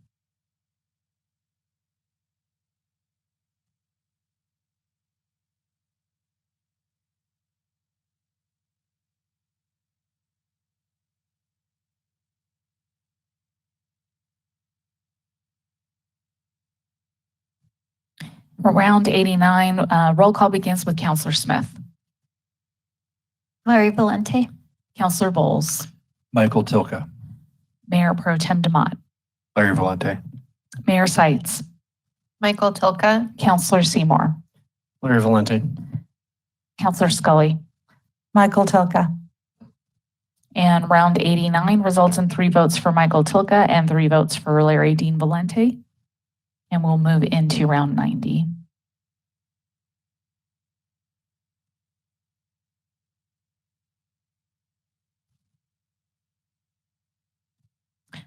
And round 90 begins with Counselor Bowles, Michael Tilka. Mayor Pro Tem Demott, Larry Valente. Mayor Sites, Michael Tilka, Counselor Seymour, Larry Valente. Counselor Scully, Michael Tilka. and Counselor Smith. Larry Valente. And round 90 yields the same result with 3 votes for Michael Tilka and 3 votes for Larry Dean Valente. And moving into round 91, the entire slate of candidates is eligible for consideration.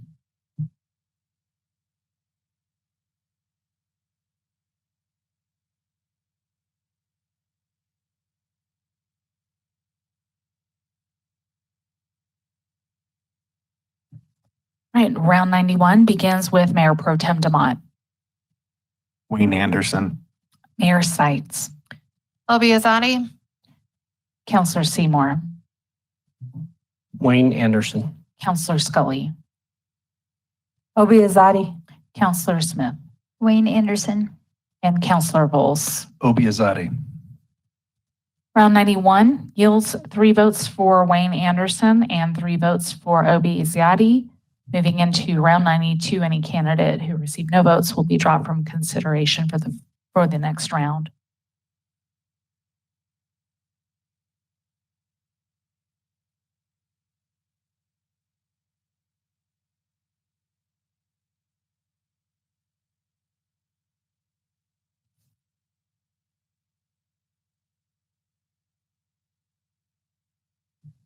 And round 92 begins with Mayor Sites. Obiazati, Counselor Seymour, Wayne Anderson. Counselor Scully, Obiazati. Counselor Smith, Wayne Anderson. Counselor Bowles, Obiazati. and Mayor Pro Tem Demott. Wayne Anderson. Round 92 results are 3 votes for Wayne Anderson and 3 votes for Obi Izziati. And we will move on to round 93.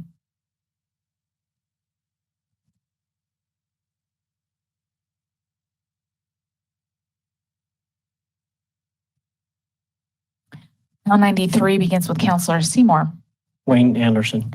Counselor Scully, Obiazati. Counselor Smith, Wayne Anderson. Counselor Bowles, Obiazati. Mayor Pro Tem Demott, Wayne Anderson. Mayor Sites. Obiazati, And round 93 results in 3 votes for Wayne Anderson and 3 votes for Obi Izziati. We'll move on to round 94.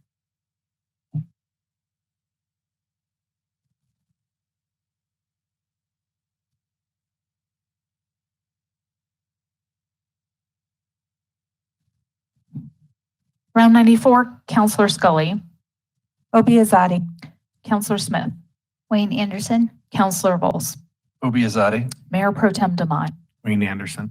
Mayor Sites, Obiazati, and Counselor Seymour. Wayne Anderson.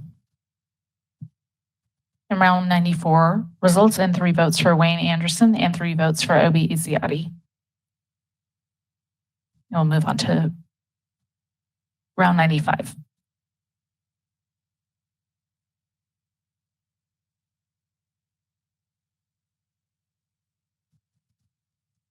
Round 95, Counselor Smith, Wayne Anderson. Counselor Bowles, Obiazati. Mayor Pro Tem Demott, Wayne Anderson. Mayor Sites, excuse me, Obiazati, Counselor Seymour, Wayne Anderson. Counselor Scully, Obiazati. and round 95 results in 3 votes for Wayne Anderson and 3 votes for Obi Izziati. And we'll move into round 96, and the full slate of candidates is eligible for consideration in round 96.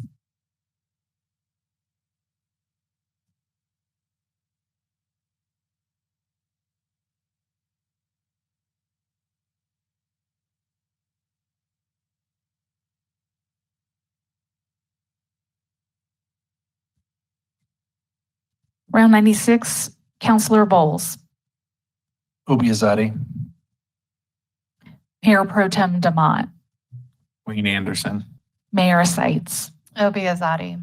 Councilor Seymour, Wayne Anderson. Councilor Scully, Obi Azadi. and Councilor Smith. Wayne Anderson. And round 96 yields 3 votes for Wayne Anderson and 3 votes for Obi Izziati. We'll move on to round 97. Any candidate who received no votes in this round will be dropped from consideration for round 97.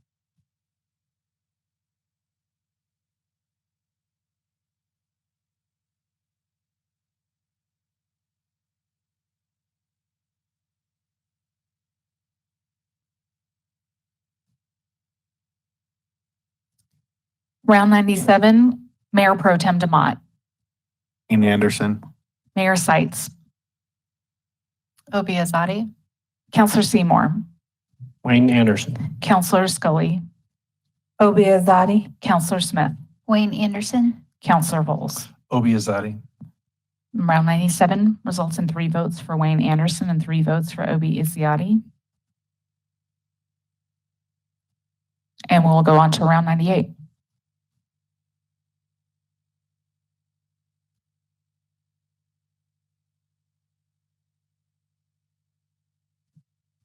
Round 98, Mayor Seitz, Obi Izziati. Councilor Seymour, Wayne Anderson. Councilor Scully, Obi Azadi. Councilor Smith, Wayne Anderson. Councilor Bowles, Obi Azadi. and Mayor Pro Tem Demott. Wayne Anderson.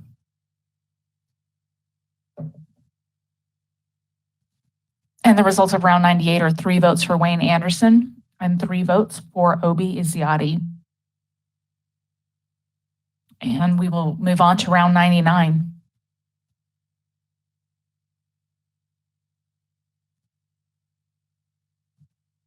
Madam Mayor, can I have a point of clarification? Yes, you may. I'm sorry, it's been bugging me all night.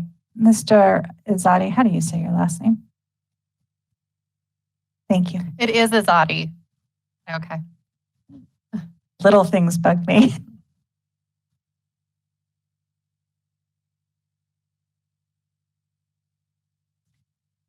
All right, in round 99, we'll begin with Councilor Seymour, Wayne Anderson.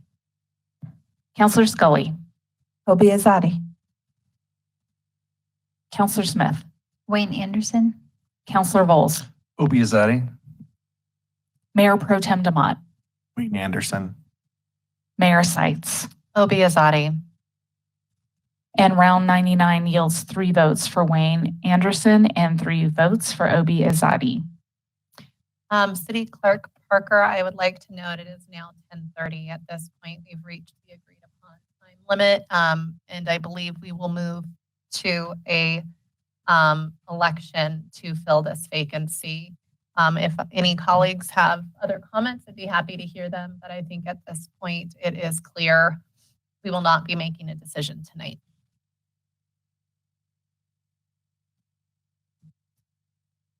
Would anyone like to make any closing comments? Without, I will just say I thought we had quite a few incredibly talented people who applied for this position tonight. I am sorry we could not get to a consensus tonight. I look forward to hearing what our voters say in November. Our city is lucky to have an abundance of riches, people who care deeply about the community and are willing to step up and lead. I thank each of you, whether you got my vote or not, for that willingness and that commitment. And I'd encourage each of you to continue this desire to participate in this city. Please meet with us for coffee, ask what's going on, or get involved in other capacities. If you are not going for the, apparently, there will be details, I think, forthcoming on how to participate in this election. Thank you so much. And with that, I adjourn tonight's meeting.